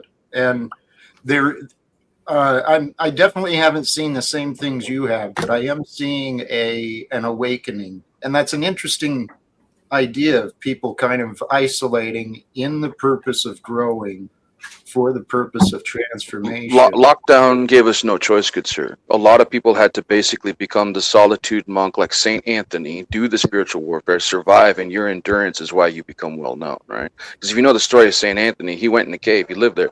All he had was like a small percentage of bread and fish sometimes, because somebody came to bring it to him. He was being tormented by spiritual warfare and beings like all the fucking time. He endured. His time of wilderness is why he was good. Like Moses, dude. Isn't that Plato's allegory of the cave? Been fighting My guy, from it has nothing to do with that. It has nothing to do with that, please. It's the same thing. It's not the same thing, man. You want to interject? Like you're gonna have to learn how to let people speak, my guy. Right, fair enough. You might think you're more professional than me, but anyway, looking at No, shadows. I'm flawed. I'm very flawed. Thank you. Come on, how? Same thing, really. So as I was about to say, when it comes to Moses, before he ever freed the slaves from Egypt with the help of God and the angels, he was in the wilderness. He was actually self-hating. He really thought low of himself. Like, do you guys have any idea what Moses went through? That was a very brutal moment for an individual. And he was, you know what I call a Moses moment? It's a man who believes in God that argues with God, like wrestling with him, right? But still works for God. And he did. So he accomplished his mission. Infanticide. Can we talk about the infanticide on the so-called prophecies? What do you mean? On the so-called prophecies. I don't know that has okay. To what we were a lot of people argue against religion, and they bring up what happened in Egypt, right? Do you know why the angels of death killed the firstborn of Egypt? Because the Egyptians killed all the firstborn of a specific Hebrew generation because they knew of a prophecy a Moses character was coming to fucking end them. So that's why. So they targeted the Hebrews. God took it personal. Yeah. Okay, stop thinking this is like some sort of he's a bad man. Like, show me the proof, because they don't teach that these days. Can you show me the proof? Can we? Because that's not what America's told. Let's America not does. worry. Oh my I mean, God. come on. Okay, Vanguard, can you stick to the topic about how isolation can make or break people? That was more the point, and I experienced that. I went through a long desert, no social interaction. I haven't had, very few personal relationships. I went through months with very limited communication with other human beings. But it allowed me the opportunity to go within and to learn from the world around me. So, Jack, have you ever done the toad or smoked cannabis or let yourself go from inhibitions, shall we say, of your immediate circumstances? Sure. Fair enough. Can you tell us it about doesn't change anything. So since you want to change the topic all the time, Vanguard, I'm going to say this. I feed ducks to my dog. I don't think duck lives matter. I feed duck bacon to my dog, dude. I will eat duck. Okay? Just saying. So some of my enemies, I call them ducks because they're derelict ducks and they don't know what they're doing. It is an insult. So you want to say duck lives matters. You want to change the topic, right? If you don't get what I'm saying about the reflecting pool and hydrogen peroxide in 14 million, 40 million for your reflecting pool? Fucking reflect Dude, on that. Don't know what you're talking about right now. He's talking about exactly. damage to the ducks from the Washington, D.C. reflecting pool that may happen because of the poor judgments of people who paid for it. He keeps bringing it up, and that's the reference to the Ducks Lives Matters, though, is he's pointing out and he's educating others that there's problems. He sees. I know, but like it seems like he has many trains of thought and he keeps spilling it over. Like, can you like a trained man organize your train of thoughts into a coordinated level? Because if we're gonna have a communication about the topic of how isolation makes or breaks, whether on the biblical kind or even the pagan kind or even the more secular modern kind, everybody's been forced into isolation. That is a common denominator. Everybody had to handle it in their own way. I agree. I absolutely will agree with that. Economically, socially, environmentally, everybody is in isolation. Socially. Okay, well, some people made it, some people broke. Okay, some people are not with us in this world anymore because they couldn't handle it. And this is the product of government policy that really fucked us over, right? The cure is more dangerous than the actual virus, right? So it was a big problem for a lot of people. The highest rate of self-harm amongst the West and the world happened during the pandemic. It was brutal. People were lonely, isolated.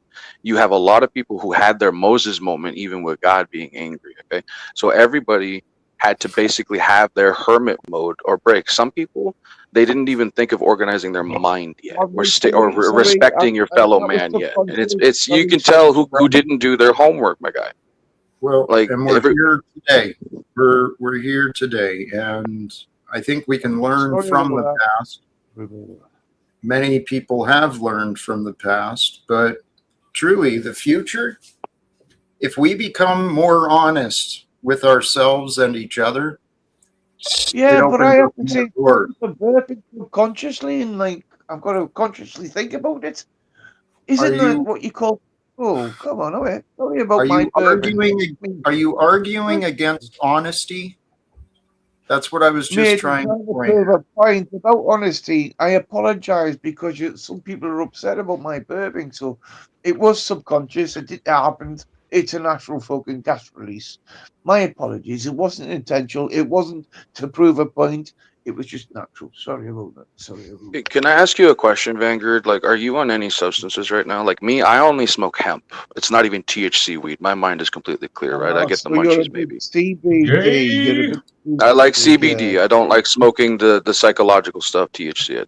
Okay, but are you smoking THC right now, or any alcohol drinking?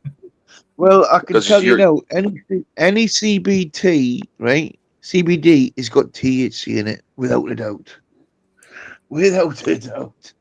Okay, so you want to put my sobriety in question. I just told you I do smoke hemp, just like the priests of old. You are partaking in THC of the modern day kind. It's actually new, by the way. 25%, 24% THC. That's new. They've never had that in the old world. The old world was 1%, 5% THC. Cannabis. Are you trying to educate me on cannabis, mate? I know all about cannabis because I'm very biblical. Yes. It's not about that. I'm asking you about your mental state of mind right now. Because like a lot of the priests of the tabernacle, they would have weed as incense, like I'm smoking hemp weed. Okay, not THC weed, hemp weed.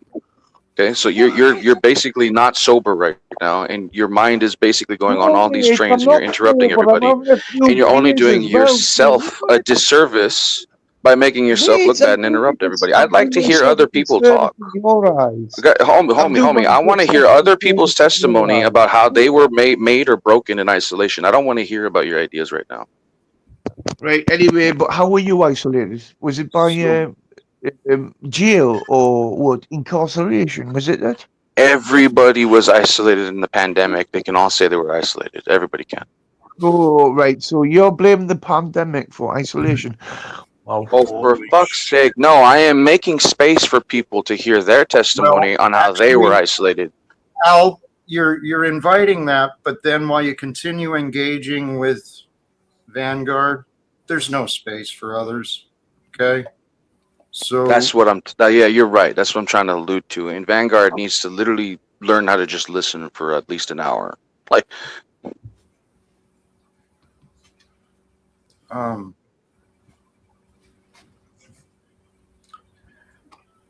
do others have their experience they want to share regarding transformation? Please, Crazy Guru. I had a wonderful day. Today, transforming my works into a lovely video like you all suggested. You did and everything, and wanted to thank you for that suggestion. But great honesty, revealing new beginnings, which was, I think, the title of the show.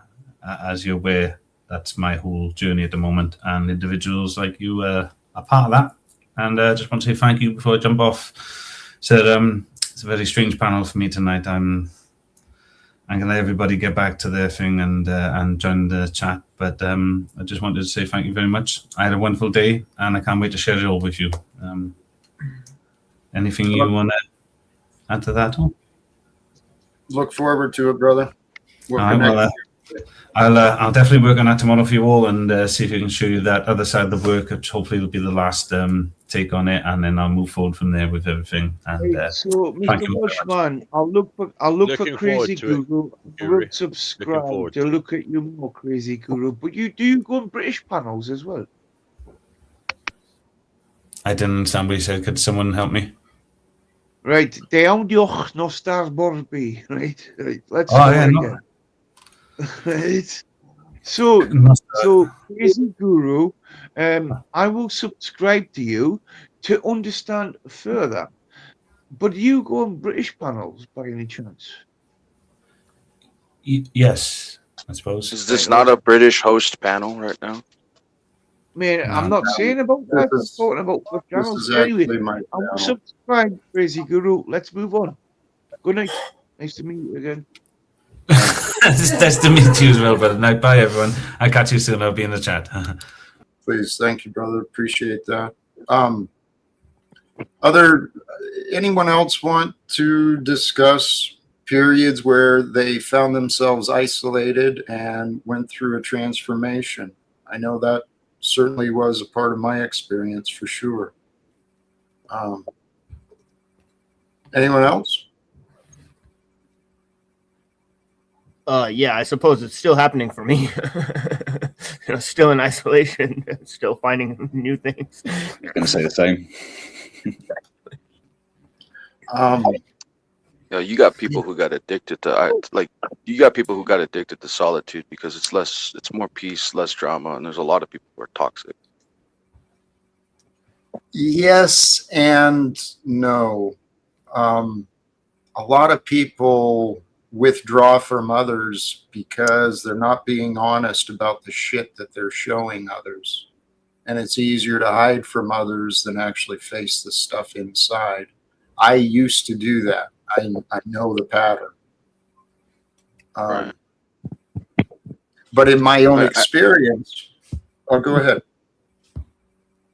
I've noticed a lot of people say they feel like they're not seen or they're not mattered. Say there's a big bright light in the room, right? You have some people, you have one of three reactions. One is benign and wants to study and actually gives the decency of human rights and respect to who has the light right now. Other people, they get jealous, they do witchcraft, they actually try to harm that individual, right? But what if that individual is just trying to enjoy isolation in that situation? So some people, all they want to do is leech. So back to the whole. Are you saying Vanguard? witchcraft is real, or people altering bank accounts, etc.? I'm not gonna speak to somebody who's uninitiated when it comes to spiritual warfare, and you're not initiated, so we're not gonna talk to you. My apologies. My apologies. If you think witchcraft is real, I'm saying it's not real. What?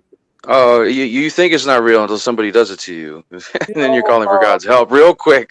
Speaking of witchcraft, I think that Jack's thumbnail actually relates to witchcraft very well. If I could speak on Jack's thumbnail.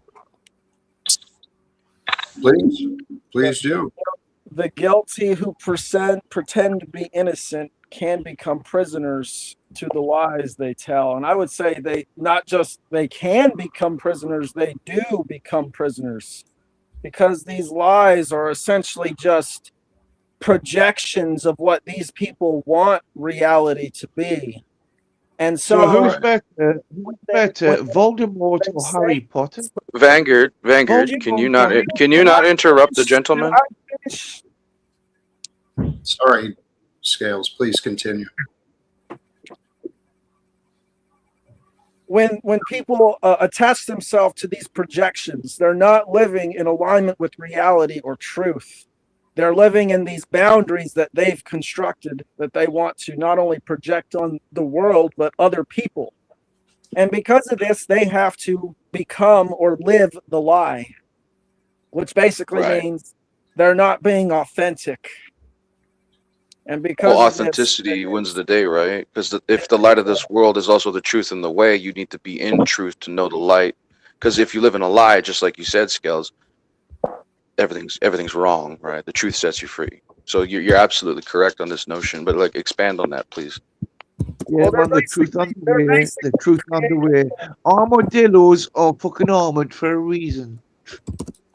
I literally just talked about armadillos before even coming on here. What the fuck are you bringing up armadillos? Okay, so he's listening on somebody's voice right now, and people think we don't know. Okay. Dipshit took off. leeches. Hey, actually, please, I just realized mystery singer Kenny Given has been here a while. I don't know if he even got a chance to say hi, and he typically waits politely. Welcome to you, Kenny. Welcome back. Hi, Jack. I'd like to sing a song if that's all right. And it's a song that promotes gut health and healthy eating cuisine. And to be, the revolution starts internally. And All in right. the book, The Dose Effect, I was reading, it's something like 95% of your serotonin is produced in your gut. So happy gut means happy brain. So I'd like to sing a song about foods that promote a healthy gut. Well, please, and I will invite others, join us in this intermission as we enjoy the musical tunings of Kenny Givens. Please, mystery singer, I should say.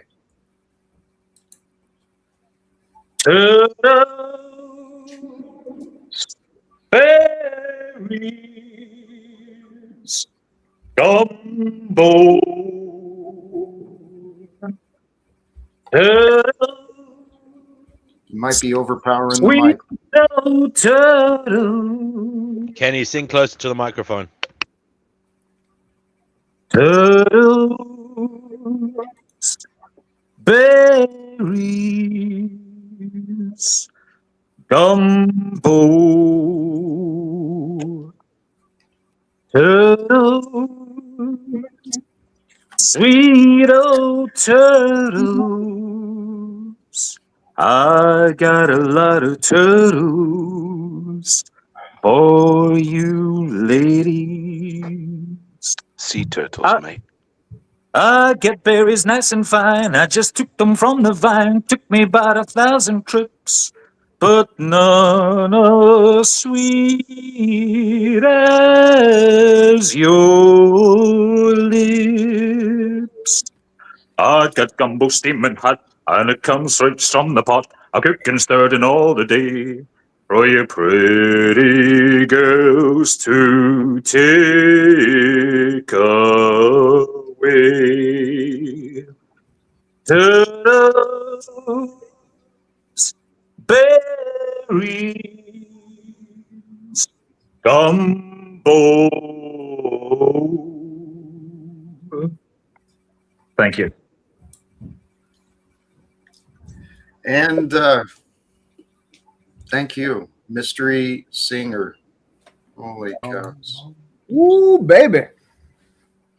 You know, this is Chats with Jack, and if you've not subscribed, make sure to do so. You never know what may show up here.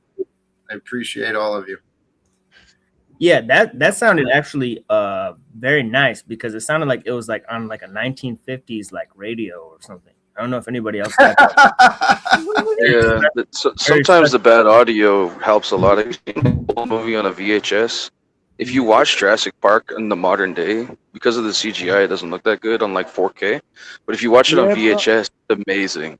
I've heard that old-fashioned vowels have more crystal clear clarity than digital shit. Yeah, man, old school vowels. Here, we've got another guest in the back, and I'm not certain who it is. Not a J, you're up. Look at the photo. I thought it was. Who sang there? But anyway, it was nice, wasn't it? It was very nice. I think this song had something to do with ducks. I could have swore I heard him singing something about ducks, but hey, we kind of got way off track. I don't even remember where. The isolation make or break on people. We're talking about the thumbnail.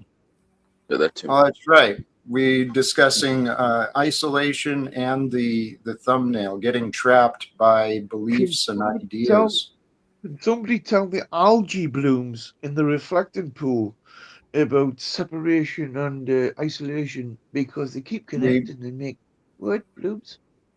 I don't think we were talking about that, Vanguard. I really don't. I know you were, but I don't think the others were.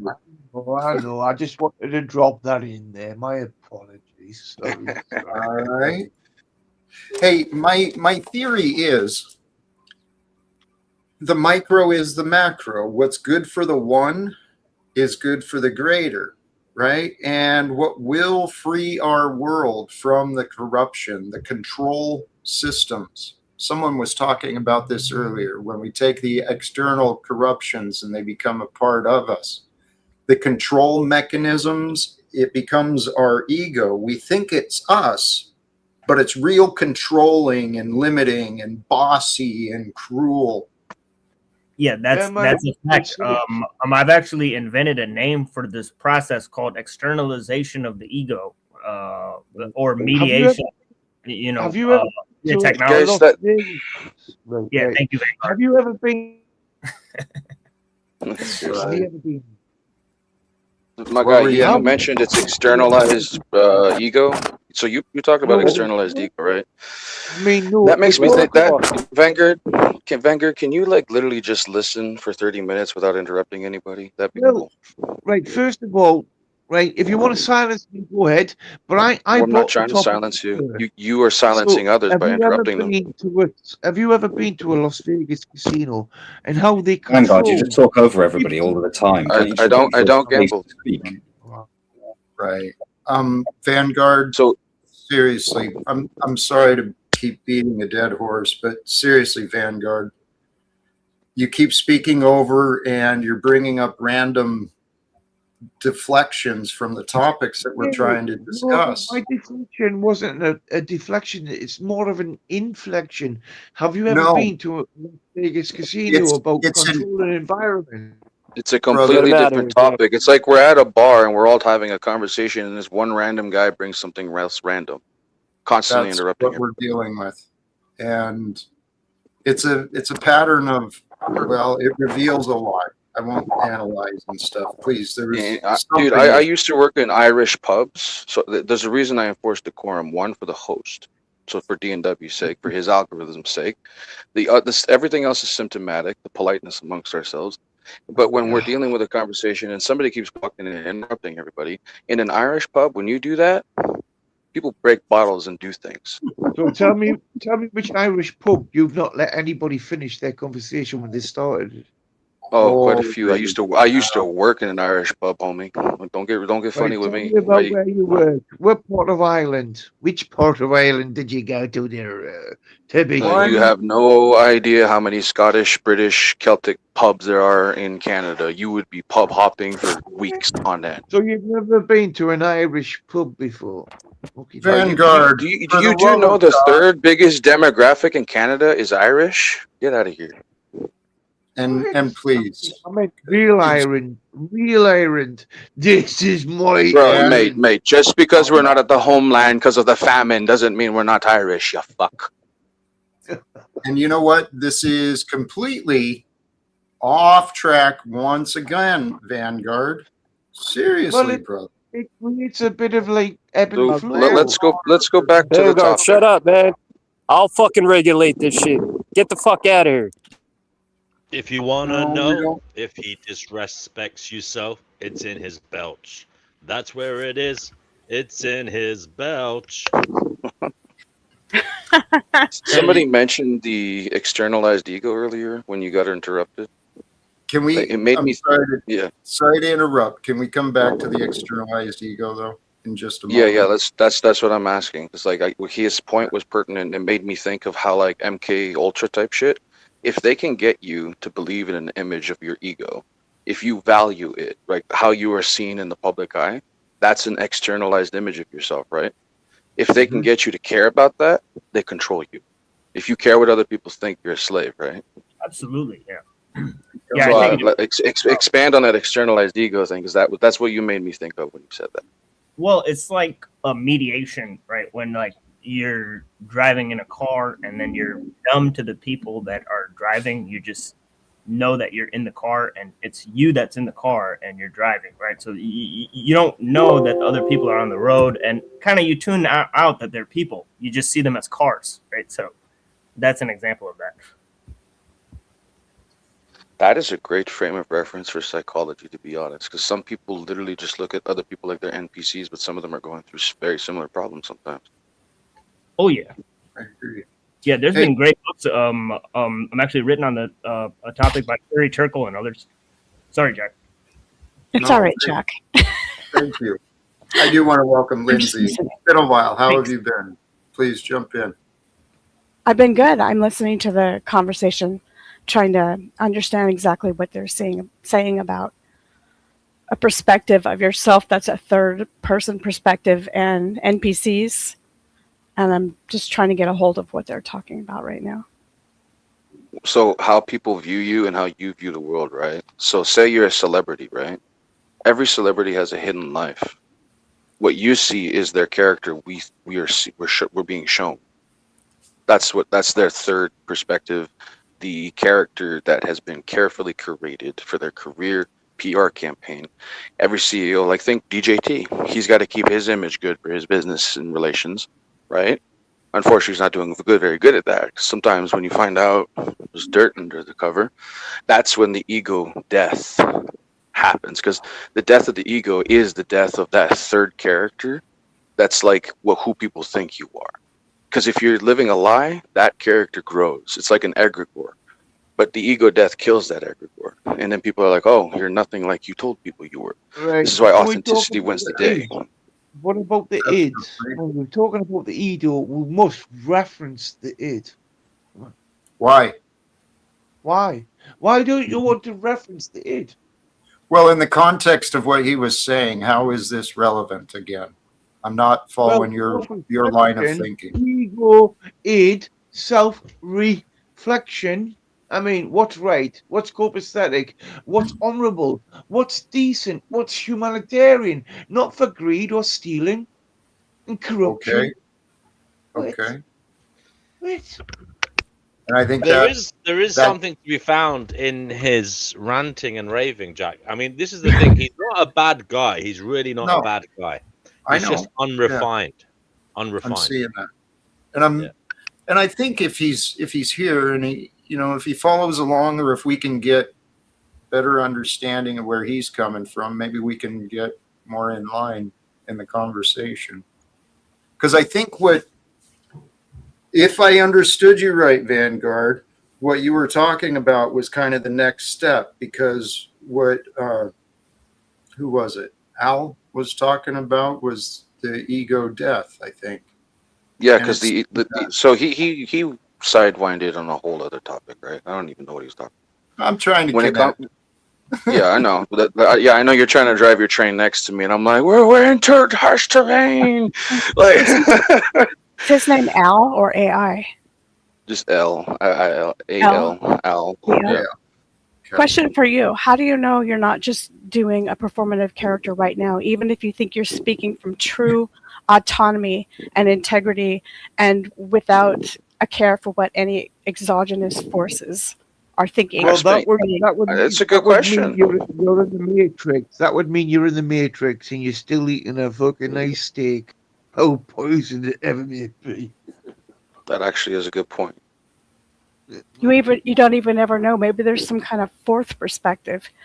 No, you're absolutely correct, Lindsay. There could be some sort of higher thing, and you may not be seeing something. Like maybe I'm not seeing something, or somebody else is not seeing something, right? Just like in this hypothetical situation you bring up, is somebody else pulling the strings? You're like, that is a good question to have, and that's a question who want to be free should ask. So you just posed a very good question. It's almost impossible. It's oxymoronic. It's almost Oh, impossible. I've been practicing a lot of ego death, but it's a learning process, because if you got to live in authenticity and truth, you can't be afraid of what people think of you. So hard to do because there's cognitive dissonance and we lie to ourselves. Yes, and we have biological instincts as mammals for tribal nature, so sometimes we want to care more about the group than we do about like our own person. Like if our destiny is something, and it interferes with what the tribe wants to accept. And Did I sometimes we hear? care about Did I hear our you own needs correctly? Did you say because cognitive of our dissonance? biological imperatives. Or Yeah, I'm gonna have to like order in the court this situation. This guy keeps interrupting, man. He's gotten so many chances. Mate, I'm asking an honest question from somebody on panel. Is that wrong? Yeah, but you ask a question over the top of somebody who's already talking, and it's rather irritating because it derails the Well, entire conversation. so again, And you're doing it now. Thank you, Jack. Imagine we all have an opportunity to be the teacher in the room, so we all get to talk, right? But there's always that one individual talking over everybody, so nobody gets to talk. That's what you're doing, okay? So just stop. I put him in the back for just a Okay, moment. sorry. So, okay, that's done. But let's go back to what Lindsay was saying. She only just got here. She just talked about it. Like, so expand on that, like your notion of how maybe. So I'm a free will absolutist. I believe in free will absolutely, but I do also believe fate can guide. So what's your perspective? Like the ego being controlled and all that. I'm very intrigued intellectually on that right now. The ego being controlled. First of all, I got a question for you. How do you have an ego death? How do you have a drugless ego death? The Catholic way of having an ego death. So there's actually it's a method, of course. Okay. Just hear me out. Okay, the Catholic method of the ego death. That's what I'm trying to introduce to you. So there is one specific saint. His name's on the tip of my tongue. Anyway, he preached that basically say can you just hear me? I'm not trying to be a sermon thing. This is more philosophical and psychological than actually like religious. He basically explained that's why do you do this when Satan could do that? The only thing Satan can't do is be humble. He can't do an ego death, basically. Humility and being humble in the face of power, right? Being a servant is actually being a king if people actually look at it properly. Is the whole notion, he who lowers himself shall be risen by others, right? Because if you walk in a room and you're like, I am this, I'm that, and you're basically like claiming you're above everybody else, it's not going to happen. People are going to disrespect you. So that's the practice of the Catholic ego death, staying humble, right? I love Catholicism. I love burying children under, churches and being pedophilic fucking retards. Oh, I'm well aware. I'm well aware of the satanic Persian cult that has infested the church. Don't worry about that, okay? They're going to get their ass handed to them. Don't worry about that. I mean, come on, tell me about Emperor Constantine and why did he do that? What do you hear? I think. Look, you guys decided to argue over religion and history when I brought up a philosophy of keeping yourself in an ego death humble. Right. Please. You want to fucking verge off into this debate or that debate? We're talking about a psychological process that a Catholic individual came up with. And I'm trying to jump in here, please. Yeah, okay? but his homonyms aren't worthy. Holy shit! Oh, what? Is anyone sober? I'm only smoking hemp right now. There's no THC in that shit. I might have munchies, but that's about it. Everything else is the same as if I'm sober. I'm ready to talk about that ego death thing or whatever you wanted to talk about. The topic of the room, wherever you want to go. Where do you want us to do this? Well, what's other psychological factors you believe about, like that fourth perspective you mentioned? Well, it's Jack's room. That intrigues. I don't know where he wants to go. He seems really frustrated. Well, I just wanted to be able to jump in with a thought. I appreciate it because it's in line with what you were saying. I was connecting the dots earlier between honesty, humility, and patience. Seems to me those three will be intertwined together. We grow in all of those together if we choose that. Honesty, patience, and humility. That's the way of Christ, right? Well, some ways. You talked about philosophy. What about psychology? If you look at Maslow's pyramid, because this seems to be a common thing here. What if that fourth dimension, or whatever you want to call it, is actually self-actualization, the top of the pyramid, which less than 2% of the people actually ever even realize?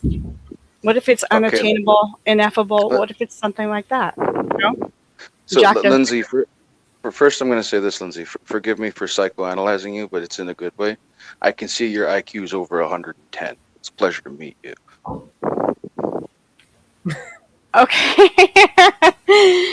Yeah, good to meet you. She's intelligent for sure. That Sometimes. hierarchy. I believe that there's only limited numbers who may have achieved the top of that hierarchy because of the society and conditioning we've had. But truly, the path confirmed through the teachings of Christ and others, the path to achieve all of the other worldly stuff, it's through the transcendental. That's the way to truly achieve the abundance and prosperity that we all are looking for. You keep saying transcendental. To me, Yeah, that might be the wrong word. Sorry.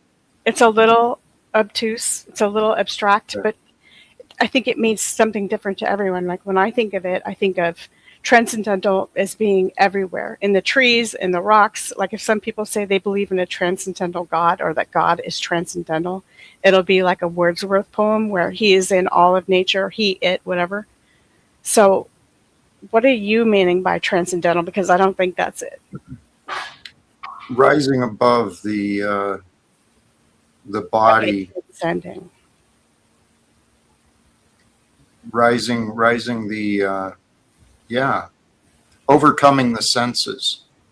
And by overcoming the senses, you can we talked about the corruption outside becoming the corruption inside. If you can become self-master, right? You focus on mastering the self, you don't have to fight against the world, right? Because if you master yourself, you can walk with a clear mind. And in a clear mind, it's like the universe kind of shows you the way. If you could walk with a clear mind, and I don't mean to commandeer the conversation, if somebody, TML, did you want to say something? Oh, well, Like you were actually, about to. yeah, I got a little thing just that what you brought up was actually immanence instead of transcendence. Transcendence is going beyond the material frame, right? Meanwhile, immanence is God appearing as all of nature, right? In all of nature, right? Because it's his creation, right? So you So see, why do they call it transcendental poets then? And I'm asking you sincerely. well, I think you're talking about the transcendentalists, right? Yes. They're actually, they're not transcendist, but they're transcendentalists, right? I mean, I believe you're referring to Ralph Waldo Emerson and Henry David Thoreau. Yes. Those, Yes. Yeah, the American poets. Yeah, they were trying to talk about how they go beyond the Western knowledge because they're going like to the heart of the matter, right? So they're talking about their methodology and not their their ontological beliefs, right? Okay. Well, thanks for the correction. I wanted to touch on the transcendence thing that you were talking about because I believe you were talking about in order to transcend and in order to have an ego death, you must meet these certain things, and thinking about the duality of it all.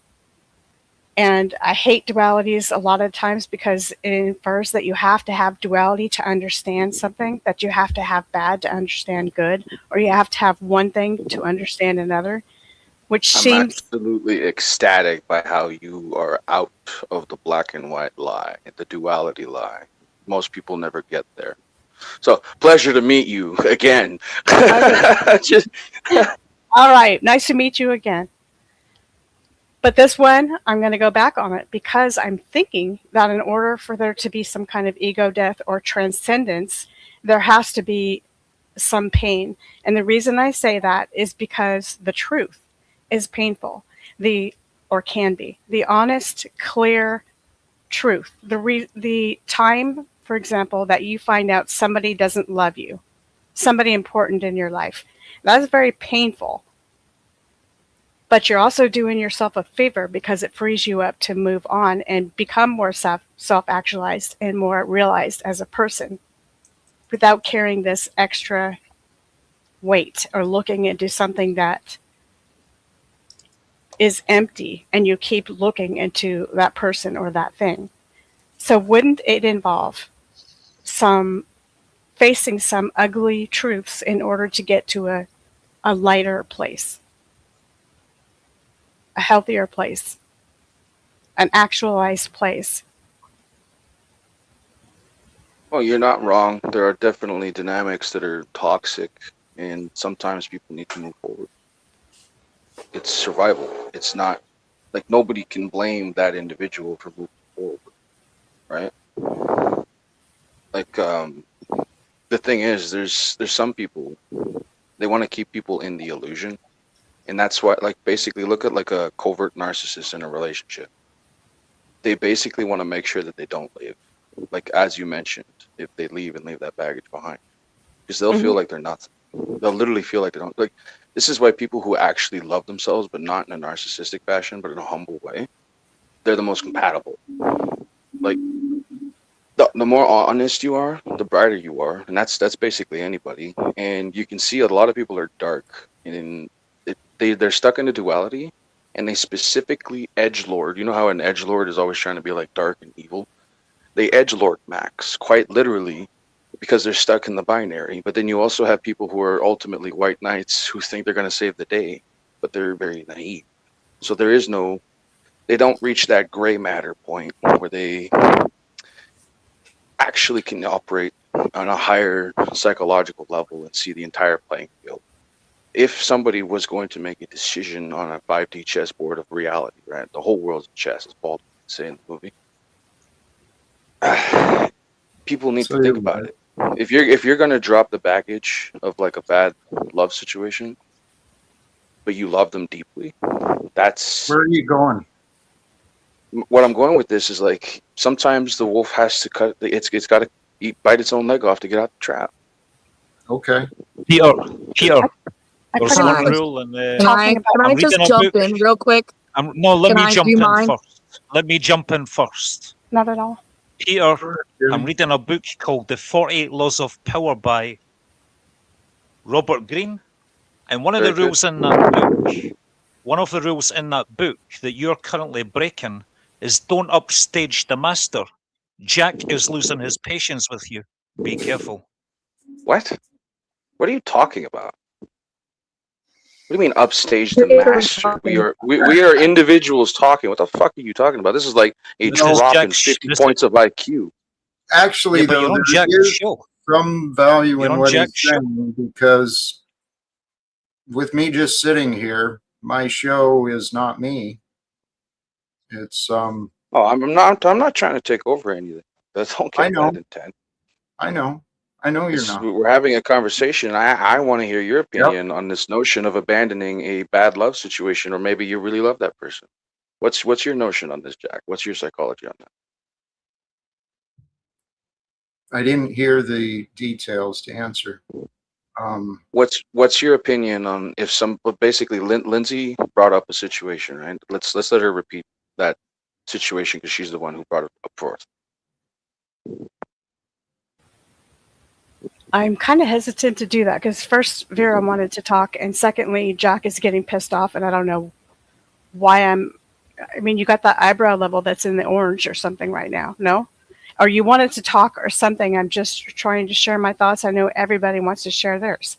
So if you want the last example of what I gave, I was talking about transcendence, and in order to, the duality of it, and in order to transcend, you have to realize some ugly truths, because if you realize those truths and are 100% honest with yourself, you can free up whatever it was that you were hoping for or wishing for over and over again, like banging your head against a wall. It's not useful. It has no utility.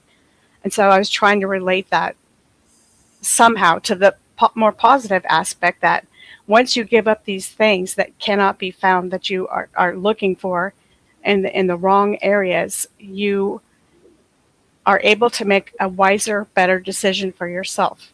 That's because if you're going to make a decision about something that matters, you want the whole truth. You don't want any lies. Absolutely.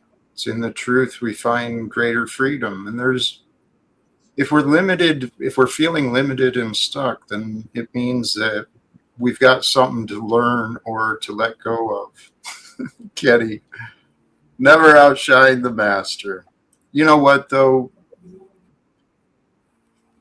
That's an ego check, calling me out because I was showing, but really a true master wants all around to shine. And that is what I I'm glad hope. to hear that, Jack. Then in that case, I was just joking anyway, but I know. I was on a date. I was actually on a date with a lovely woman I met earlier on. And we both agreed that being a leader by example is much better than being a commander that dictates. Lead by example and others will follow. Not necessarily follow you as their leader, but they'll take inspiration and make changes for their life. It happened to me when I stopped drinking. Okay? 2 different things happened. One thing was I lost a lot of so-called friends, and I realised that they were actually just acquaintances and fellow pub regulars. The second thing that happened was my true friends, a lot of them started either stopping to drink for maybe a few weeks or a couple of months, but then went back to it, and or just kind of drank less overall on an overall trajectory, you know. And yeah, that's either people will get jealous of you and they'll get envious of you, or they'll be inspired by you.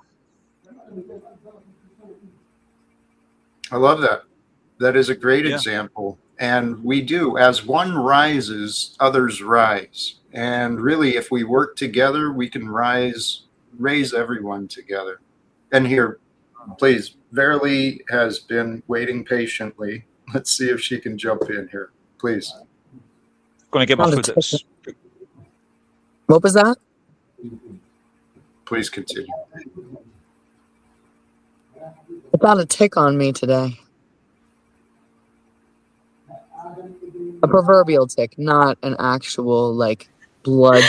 Well, oh no. And where are we going? How do I describe this situation? I wish somebody could be like my hand puppet, because I feel like I'm in therapy right now, and that is not a knock. Like literally, I just needed a safe space, and here I am. So thank you, Jack, for providing a safe space. Hey, Verily, welcome. I'm glad you're here. Thank And you. I did say this earlier. I don't know how to actually make it effective, but in my heart is the hope that as we gather together, even though it's online, energetically, if we can unite together in this space and maybe experience the presence of God. Just Amen. the peace, right? The peace of being safe. Right. Can you feel that? I wish I could. I really wish I could, and I know one day I will again. But right now, no. No. What's stopping you, Verily? What's stopping me? Yeah. So you can look it up on Google Maps. It's somewhere in South Carolina, and I think it's on a road called Waverly Place. But there's a Papa Murphy's basement, and in there is a creature dwelling that, you know, she likes to hop on panels and pretend to be somebody she's not. Like, I want to say it's probably Mike 23, but I just can't say for sure because she probably has like 50 sock accounts. Anyway, she wants debt notes. She likes those. And What do so you that think about that? Verily, feeling Verily, safe have right you now? ever been on? Has Verily ever been on psychoactive medication? Or if not, is it something she has considered? No, I've never been on anything. Not for my ADD. Because you strike me Even. as somebody with intense paranoia. Your audio I is don't know whether terrible. I Can you don't know do whether something about it's that? Can organic you do something about that? I'm Wow. wondering, I is don't it even have induced? headphones in, but if I did, I'd be deaf right now. I'm turning the audio down a bit. Thank you Thank so you, much, Jack. Jack. Thank you, Jack. I I do Holy apologize. I've been cow. having severe audio issues. If I may offer my humble opinion, Verily, I think the way is back into the somatic vibration of your own body. This is an out of body experience because I didn't give you my address just now. All right.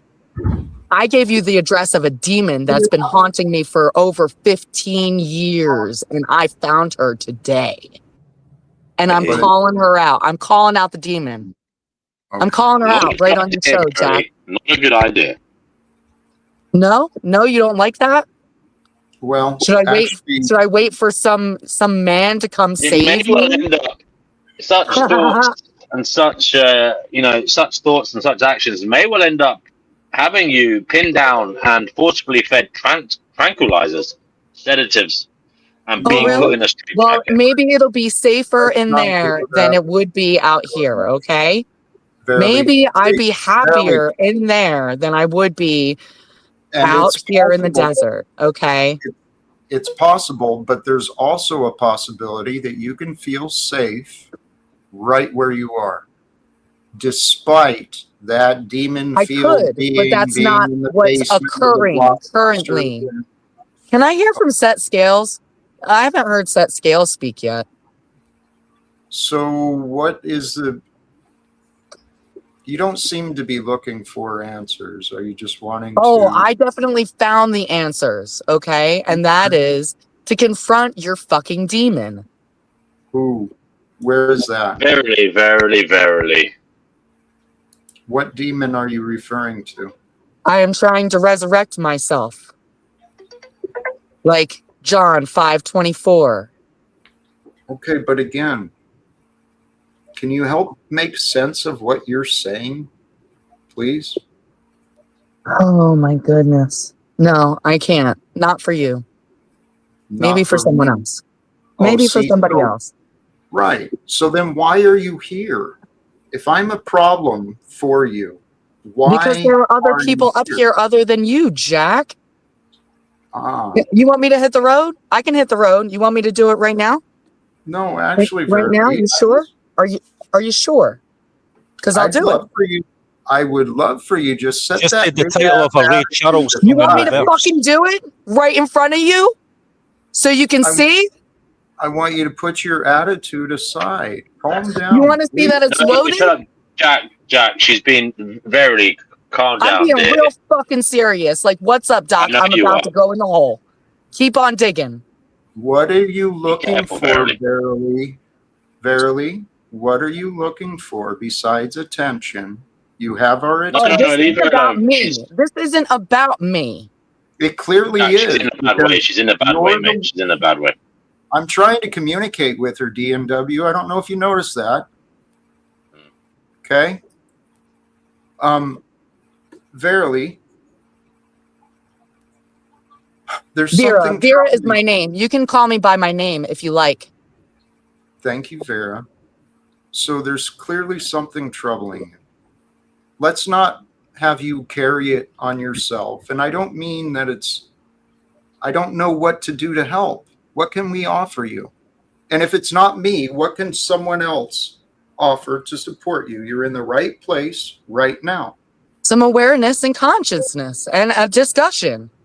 And what would that look like? Discussion regarding, help us with specificity. Well, this is your channel and you just begged to have the fucking keys back, so go for it. This is your castle. Do something. Are you bringing attitude towards me to... No, I am 2 steps away from freedom. Literally 2 steps away. I'm not Okay. planning on putting my name on any brass today, but I will do it. You Are want to you hang the trying to plaque on your wall, Jack?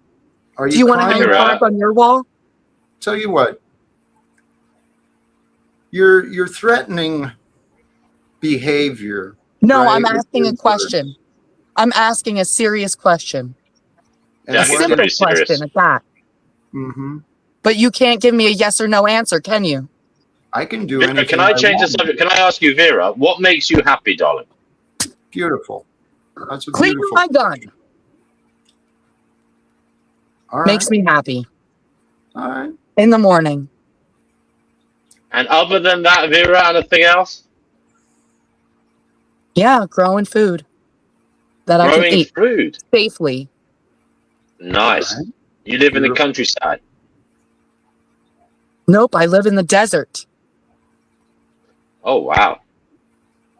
And yesterday I put my address into Google Maps and Samsung Pass so they can find me. Whoever's looking for me, they can Vera, come find me because I'm done running. Okay. Vera, do you have any Congratulations. hobbies? What has become of you? Golly. Guns are a hobby. They're a legitimate hobby. You're a Right, hobby. yes. Somebody is using you as content right now, and he's right there. He's right up there. Nope. All right. Good luck with your journey, verily. Vera. Namaste and best wishes, Vera. Yeah, well, there it is. A pair of buns and a gun. And wow. Let's not talk about the lady when she's not here. Let's only just wish her all the best. Jack, I was the demon she was fighting. I was hoping I could talk to her. Jack, that's not funny. There's no... Get him off, Jack. That lady was ill. That lady was That's suffering. There's no absolutely need to mock funny. it. There's no need to mock it, Jack. Get this man off. That is evil. Look at Jack, he's crying again about words. Look at the guy's crying for other people. He won't cry for the kids in his country, but he'll cry for a woman with mean words that was insulting Jack. Both of you, please stop. He started it. Vera, verily, she's been a part of my past experience. She's on her own journey. She's free to do whatever she chooses to do, but the nonsense accusations and the insults towards me, well, she could have a new beginning if she'd become honest, but she wants to play games. And that's what the ego sickness does, guys. We got to work together. Jack, I think there's someone in my live chat saying she's in pain and they're calling people fools for not seeing that. And I think she is in pain, guys. And I think I legitimately wish her well. And I don't think we should be like too harsh on her at the moment. Only wish her well. We wish her well. Yeah, I got no ill feelings for her. I hope she finds the answer she needs, but she's clearly not interested in what I have. So maybe she can connect on D&W, and maybe if other people can help her, because she's clearly in pain, crying out for help. But I've been learning. I cannot force people to receive the answers that will help them. No one can. You could force her, but you know, that's a different story. No. This is what I mean. Belief systems create a cognitive bias, and in that cognitive bias, we will fight against anything that challenges our beliefs. That's what I'm witnessing so often. No, I get that, but if you break enough bones, people usually attempt to. That's not my Jack, route. can I share the latest episode of the Kenny Given show on YouTube, please? You won't get a copyright strike because it's me that filmed it. We played the first half of it on D&W's show last night, but he made me cut it off because Joe Cool was getting too triggered and feeling inadequate at my coolness. But the second half of it is better. You know, it's only 3 minutes. It's only 3 minutes. With your permission, I would like to entertain the panel and the viewers. You're not entertaining me. I don't want to see some British shit. Well, if you don't want to see any British shit, I think you would actually enjoy this then. Okay, then put it on then. If it's anti-British, put it on. If I have Jack's permission. Jack, do it, Jack. Let's go, Jack. Peace and Jack. Please. Yeah. Feel free to bring it on. Okay. I'm just going into YouTube now.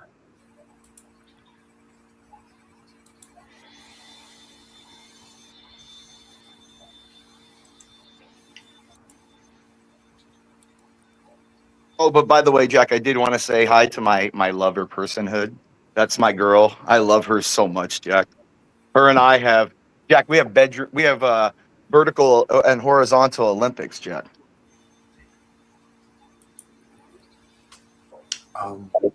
Okay.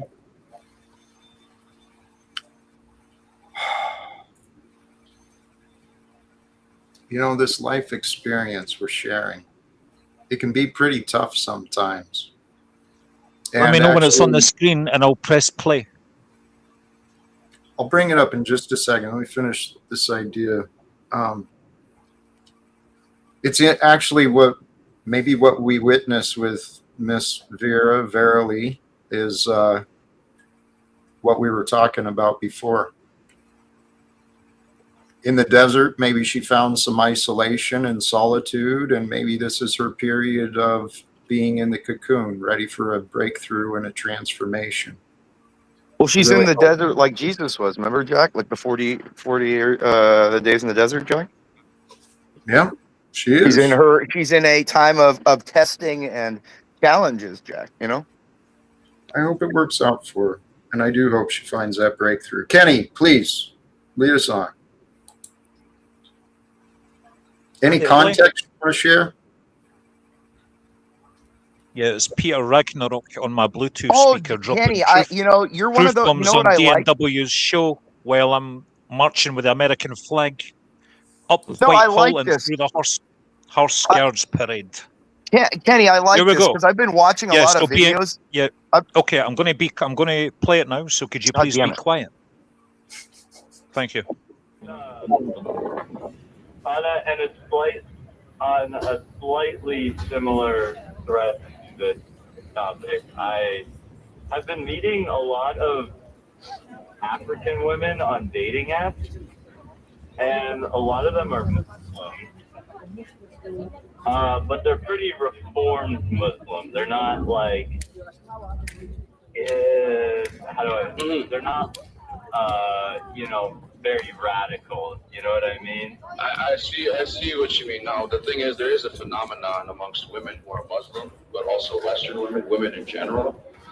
Basically, this watershed moment, all of them, they prefer Western culture. It's the logical conclusion is if you want natural feminism, not the man-hating kind, but women's rights in general, right? Just like the LGBT rights, right?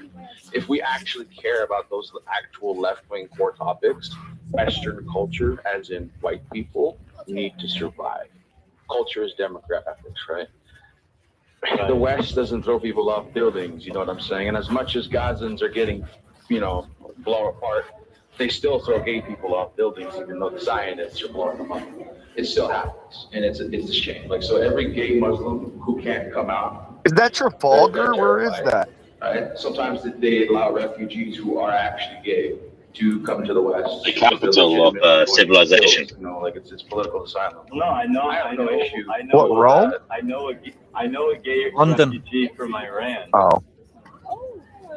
They've been persecuted, bro. They're last in the Islamic world. Like women and LGBTQ, bro, they get stoned alive, killed, all sorts of things. And did you know the Handmaid's Tale? As much as that started the feminists to hate white Christians, but the problem is white Christian countries developed a renaissance and then developed human rights and modern republics and democracies and all that jazz that we have now, right? We take it for granted. We really do.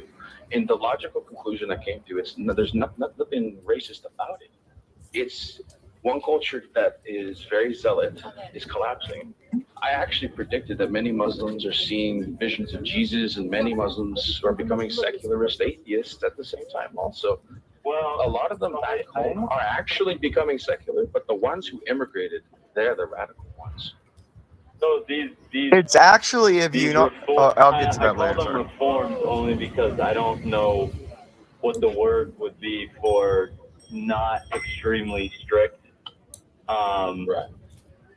Like I meet these Muslim women on the dating apps, mostly African, and I don't know. They kind of. It's like when I try to and I don't want to single them out necessarily because I think it's like this with most people of almost any religion that you meet, where they kind of have certain aspects of it that they adhere to, or that they're like, oh, this is important to me or whatever. But then they do a bunch of other shit that like completely contradicts like their adherence to the other thing. You know what I mean? Dude, let me tell you this. Like So premarital sex and shit like that. You know what I'm talking about? You know what I mean? yeah, that's the thing. Muslim women, women of the third world, right? Well, actually, you're right, because what happened is that the Muslim countries, like, Saudi Arabia, Jordan, they've actually gotten rid of most of their Wahhabis.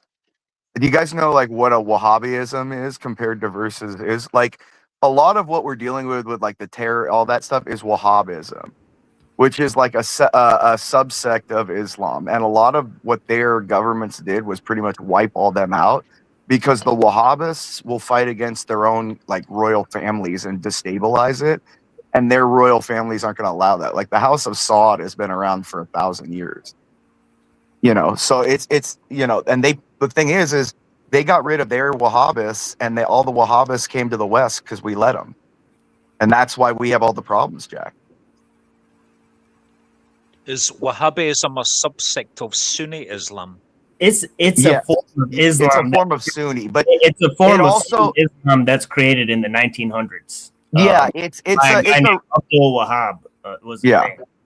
It promotes. I know Shia Islam has its fair share of Yeah, but radical it really problem. takes from both. It's more like if you would think of a Mormonism, where it takes from all of it really just it's a subsect idea that's kind of taking from both, but it's neither. And it really focuses more. I don't think it's like Mormonism at all, but it kind of is, because Mormonism. It's kind of like Sunni Islam, right? Yeah, but Mormons say they're Christian too. Yeah, it would be a subset of Sunni Islam, right? Okay, I'm just saying. Like, anyways, it's an extreme religious subfaction. And they've kind of cleansed their society of that, and we were stupid enough to let those people that they pushed out in because of our suicidal empathy. There's actually a video, Jack, of the King of Qatar talking about this, where he says like we got rid of them and you guys let them in. If there's going to be a Wahhabist state, it'll be in the West. That's what they say.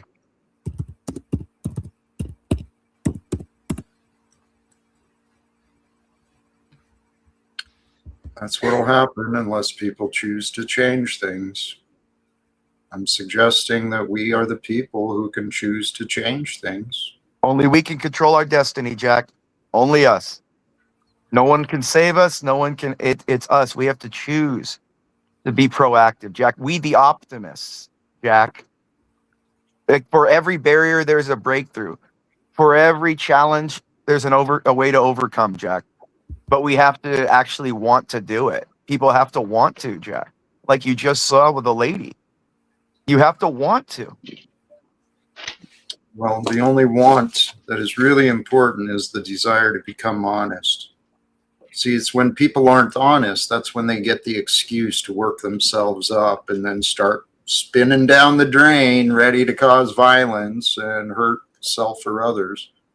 It's a mind virus. There's mind viruses. There's a battle for the spirit of life that's contained within us. And the battle will be conducted right there between our temples, in our brain cells. Yeah, you remember? You know what it reminds me of? You remember the bear in the forest? Like, only you can prevent forest fires. It kind of reminds me of that, Jack. Remember that commercial? Only you can prevent forest fires. The same thing, Jack. Only we can prevent forest fires. Only we can be honest. No one can force anyone to be honest, but that desire to be honest, that's something we can encourage and draw out from each other. And I believe the courage to be honest comes from helping each other feel safe. It's okay to be wrong. And I'll just point something out. In the last 5 minutes, the title of 2 books from the same author has been mentioned in the sentences. bar one word, parasitic. The parasitic mind Mine. virus by Yeah, by Gad Gad Sad. Sad Yep. and Yep. suicidal empathy. The same author, Gad Sad, just came out a couple of months ago. Yeah, I have both of his books. I used to be Yeah, he's a smart guy. Yeah. Yeah. Yeah. And he knows his shit as well. Yeah. He's He's smart. got to lose a little weight, though, Jack. I'm getting concerned for him. He's got some clouded views on what is right. Jack, tell us what's right. We'll follow you. Jack, I'll follow you into battle.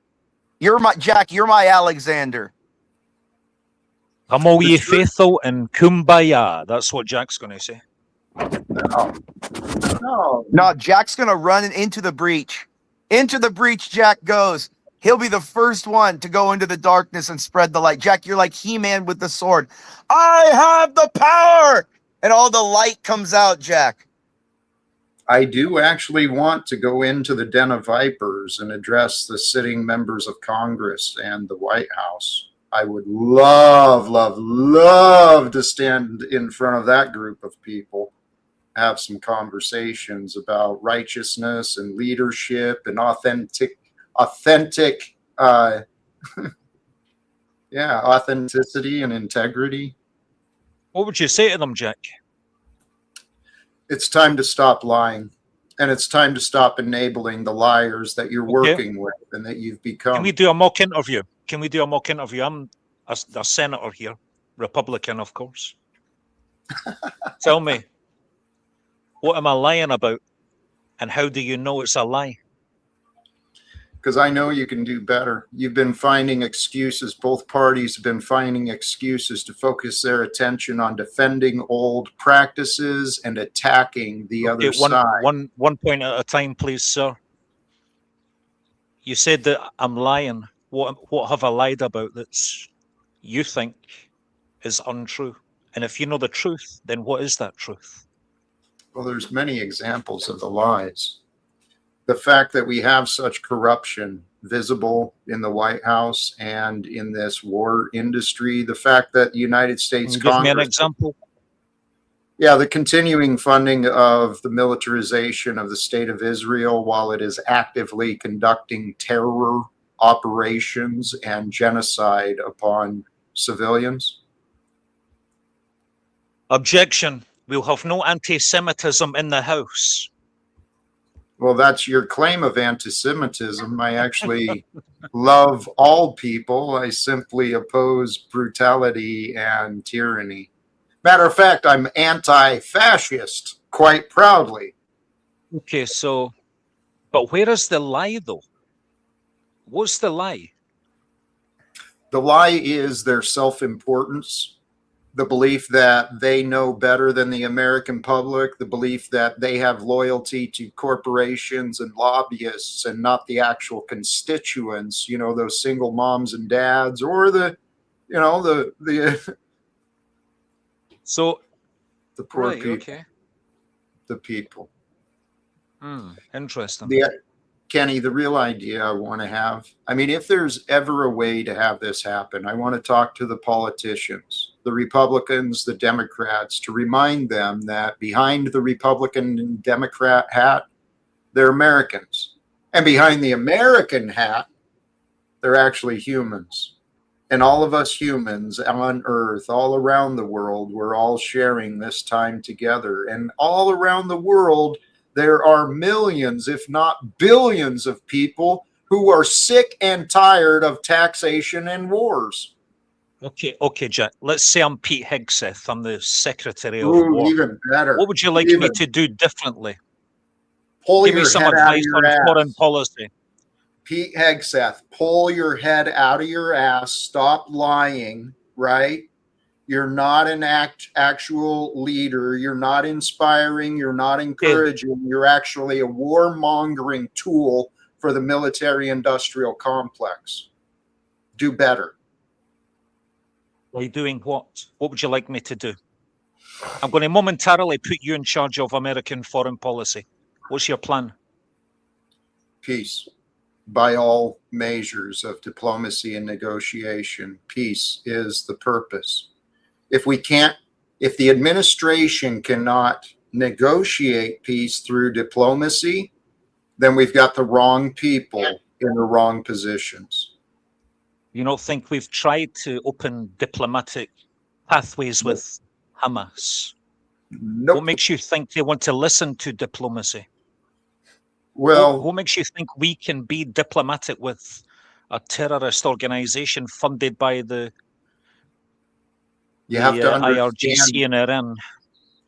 look beyond the organization and look to the people. What is it the people are supporting that organization for? It's not just revenge.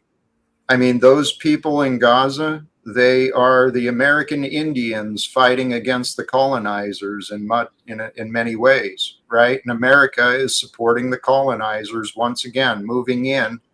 Might is right, and since we've got the better military tactics, I guess we own all of this.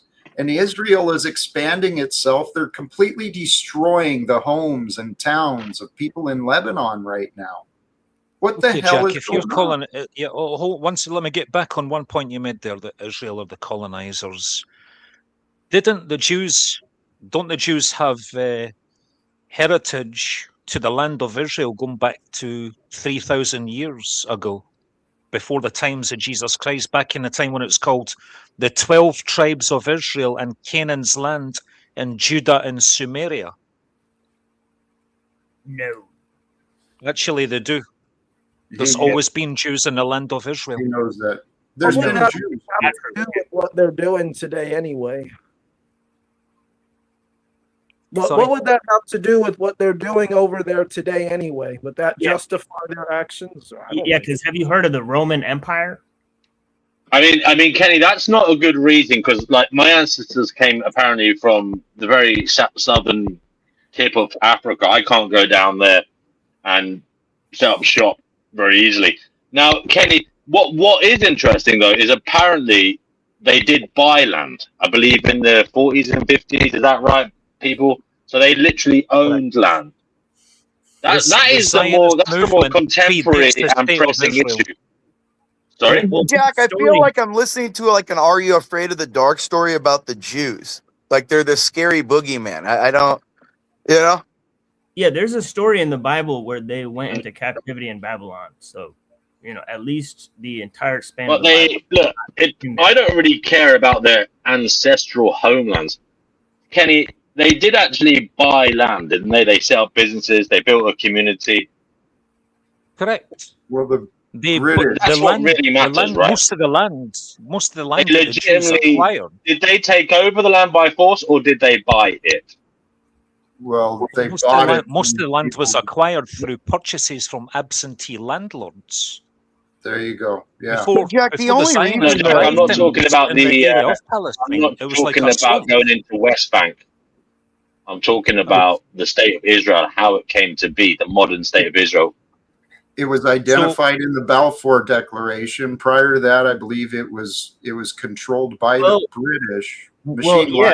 It's funny because actually there was terror organizations that Israelis created at the time called the Irgun and the Lehi, and they forced the British to go outside. One of the main events was the bombing of the King David Hotel. So they forced the British to leave. So this is actually a true history, right? It was actually under the control of Great Britain, right, until the Irgun and Lehi, and one of the main organizers of the Irgun was this guy Menachem Begin, who was a major occupier, right, and so on and so forth. Can you spell that out for me? I'm going to do my research and look it up. Menachem Begin, right? It's Bagan, I think. It's Bagan. Baggan, I think it is. He's trying to get this info here. Yeah. One at a time. Yeah, it's Menachem Begin, right? And then Spell it, please. And the organization is the Likud and the Lehi, right? Can you spell it? Yeah. Yeah, I guess you know how to spell Menachem, right? It's Manachem, and then Begin is Begin. like began, right? But it's not said that way, right? So, right, okay, that's the former Prime Minister of Israel. Yeah, but he's also the organizer of the Likud, right? And on the Likud flag, Likud, I see it, yeah. yeah, and on the Likud flag, it has a picture of Eretz Israel, right? And Eretz Israel is actually a huge territory that they did not possess at the time. That includes the whole territory from the Nile River to the Euphrates. So you have to learn the history of how they acquired. This was founded in 1973, 25 years after Israel was founded. The Likud? Yeah. Go look up the bombing of the King David Hotel. This is what I just told you. Right. And go look up who conducted that, right? And the terrorist gangs. Yeah, you're talking about the Prime Minister of Israel. That was 1946 by the militant right-wing Zionist underground organization Irgun. I just said that. That's exactly what I just said. Right. That's exactly what I just said. Right, okay. Yeah, so you can look all the stuff up that I'm saying. Yeah, the Jews and the Muslim Arabs were at war at the time. So, yeah, of course there was going to be conflict. No, they bombed the British. You're misinterpreting. Go read it again. Yeah. All right, so the British administrative headquarters. That's interesting. Right. That's right, yeah. And they also bombed the U.S. The U.S. Liberty. They bombed the United States and killed 200 Marines. I don't know if you know about this. I heard of the USS Liberty, but apparently that was like a mistake. That's what I said. Yeah, the USS Liberty. Yeah, they bombed it. Yeah, I'm aware of that. That was a human error, apparently, not an intentional terrorist attack. Well, the one I mentioned was an intentional terrorist attack, but this one, yeah, you're right. This one could be attributed to human error. You're right. Somebody has told me that before, yeah.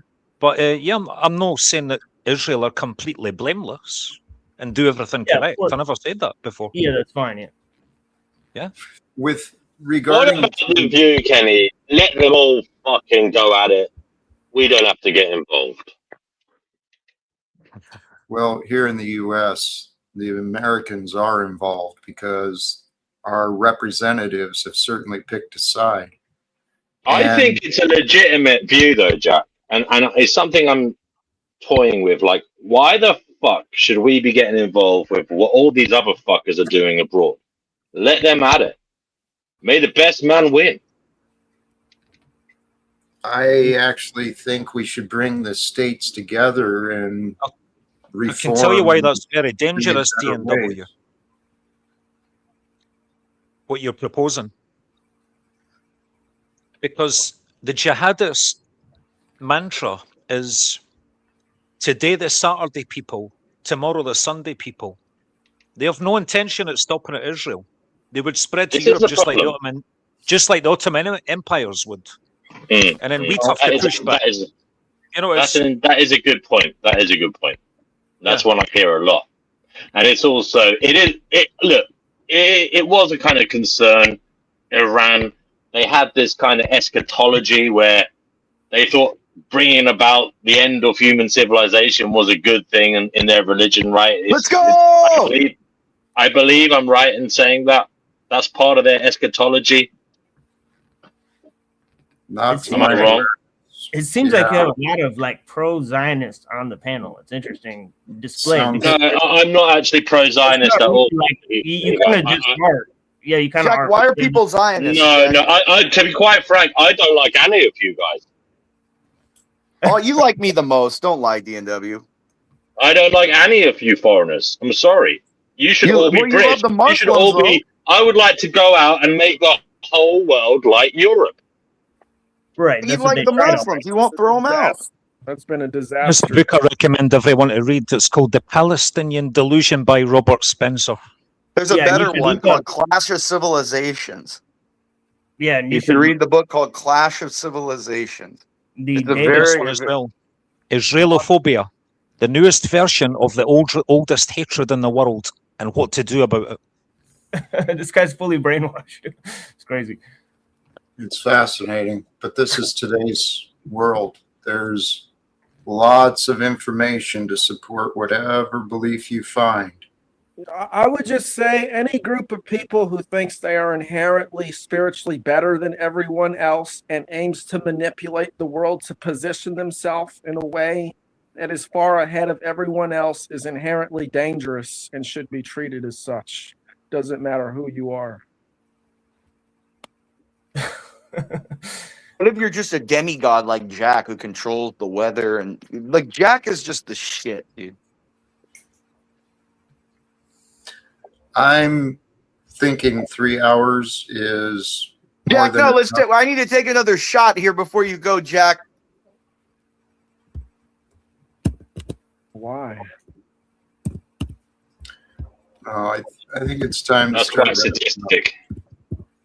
I do have a set D&W. You going to keep going for a little longer? I got a set to go that way.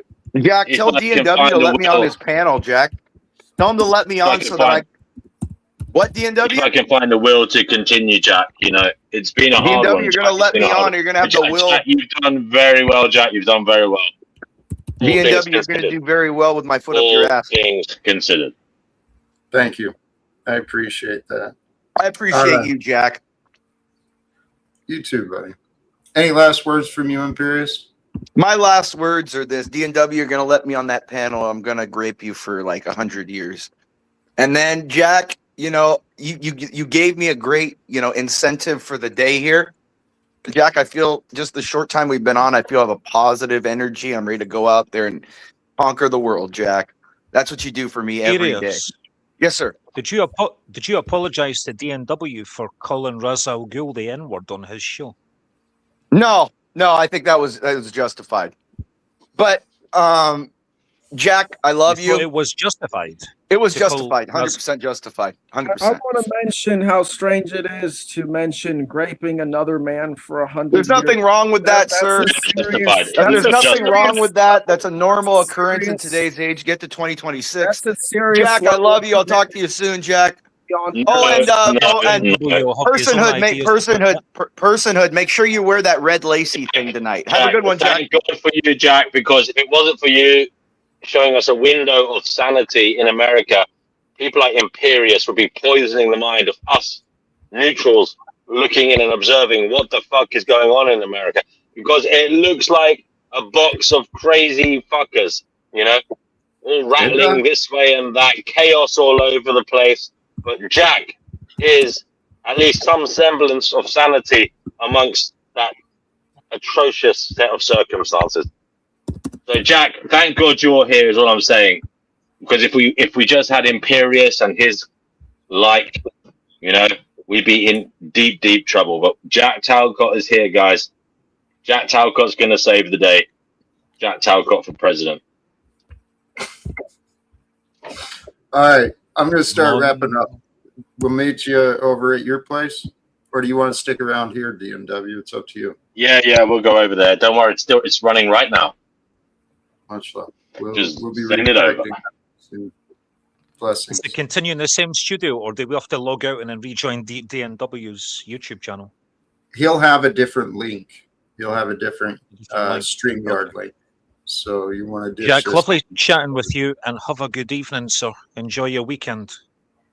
You as well, Kenny. Thank you for, you know Thank what, you you very bring much. the show and the entertainment with you. You bring a style and an energy I respect. Thank you, brother. Thank you, sir. I respect you as well. Cheers. Peace. We got a couple more showing back up. Valhalla was here earlier, and then there's someone else I'm not sure of. I was shutting down Valhalla, but welcome back. What's going on? Or Vanguard. Vanguard is what it was. Yeah, man. Don't forget Valhalla and Vanguard are basically the same thing. Yeah, man. But Thank anyway, that's my gnosis of the way things are going. But anyway, if you find my way of explaining things a bit too offensive, I apologize. But why should I apologize? Am I capitulating just to be allowed on this panel? If I may interject, I have no problem with what you say. Sorry. The problem. Yeah, took the words right out of my mouth. Thank you. I couldn't hear either of you. Sorry. I said it's because he sounds drunk and he continuously interrupts is the problem. Right. Well, I apologize for that. But you know, when somebody's got to say something, you know what I mean? In polite society. So, my apologies. That's why I'm apologizing. So, dirty lowlife, get the specs off, pick your nose, get another septum ring, mate, cut your hair. I mean, the man bun. How are, fella? How are? I do like you, by the way. I do like you. I like you, brother, but you talk over everyone and it destroys the conversation. And fuck me, does it piss me off. Right, well, fair enough. I will take that on board. I have to refrain and remember the point I want to say when everybody's talking, when I've got something to add, and add it later. What? Yeah, pen and paper, brother. Just make a note. There'll be a 30-second break and you can interject. I talk More over than people 30 all the seconds time. on It's just YouTube, more than 30 seconds on YouTube. You're talking 30 minutes. Oh, yeah. All right. I am doing final words. I think DNW is continuing. If you want to head over that way, Vanguard, I think that's where I'm going to redirect it. Jake, we've had some good conversation, good exchanges of ideas on matters that we have no control over. Just like the universe is very chaotic. But when you understand the chaos, shall we sort it out without AI, please? Okay. Thank you. Great words. I didn't catch it. How about you, Dominic? Thoughts from you? Appreciate you. Yeah, I'll just bring it to the thumbnail again because that's why I joined and that's what I thought was the most interesting is that lies just create false boundaries that keep out truth but keep in your version of what you think the truth is, essentially meaning that you're stuck in a bubble of your own making that has nothing to do with reality. That's why it becomes a prison. But that if is you're it. talking, hey, good talking to you as well. Appreciate you joining, and you are spot on again. Much love, my brother. Final words? Either way. Dirty Lowlife. Here, go ahead, please. Yeah, I found this evening very difficult. It's been an interesting test. As always. Yeah, don't know what to say. I've enjoyed it, but it's been a wrestle. Yeah, me too. Well, we'll find a future. I do appreciate you joining as well. As we join together, I think we're going to get smoother and we'll do better helping each other shine, right? Inviting each other into the conversations. And you two are ones I really like hearing from. But not Thank you, alone. brother. I appreciate you, Jack. Good to hear you, Machine Lies. Thanks everyone on the panel. Yeah, it's been a good show. Chat, love you. Take care. Much love. I'm going to give you the last words, my brother, please. And then I'll do mine, of course. Yeah, thank you for having me. We're going to be talking a lot about this psychological mode that I've described about mediation and projection. Right, these are the two things I'm working out. How they formulate into escapism and voyeurism, right, in our modern context, and how technology is the thing that mediates this exchange. So we'll actually be doing a stream tonight. So everyone who comes and joins us and is in attendance has a special place in my heart. Blessings to all of you. But it says here on in the Tao Te Ching, Lao Tzu. By Lao Tzu. In chapter 49. I leave you with this, guys. It says the sage has no mind of his own. He is aware of the need of others. I am good to people who are good. I'm also good to people who are not good, because virtue is goodness. I have faith in people who are faithful. I also have faith in people who are not faithful, because virtue is faithfulness. The sage is shy and humble to the world, he seems confusing. Men look at him and listen. He behaves like a child. But yeah, blessings to all the people. I appreciate you guys, and I'll talk to you guys soon. Bye. Brother, thank you. Sincerely.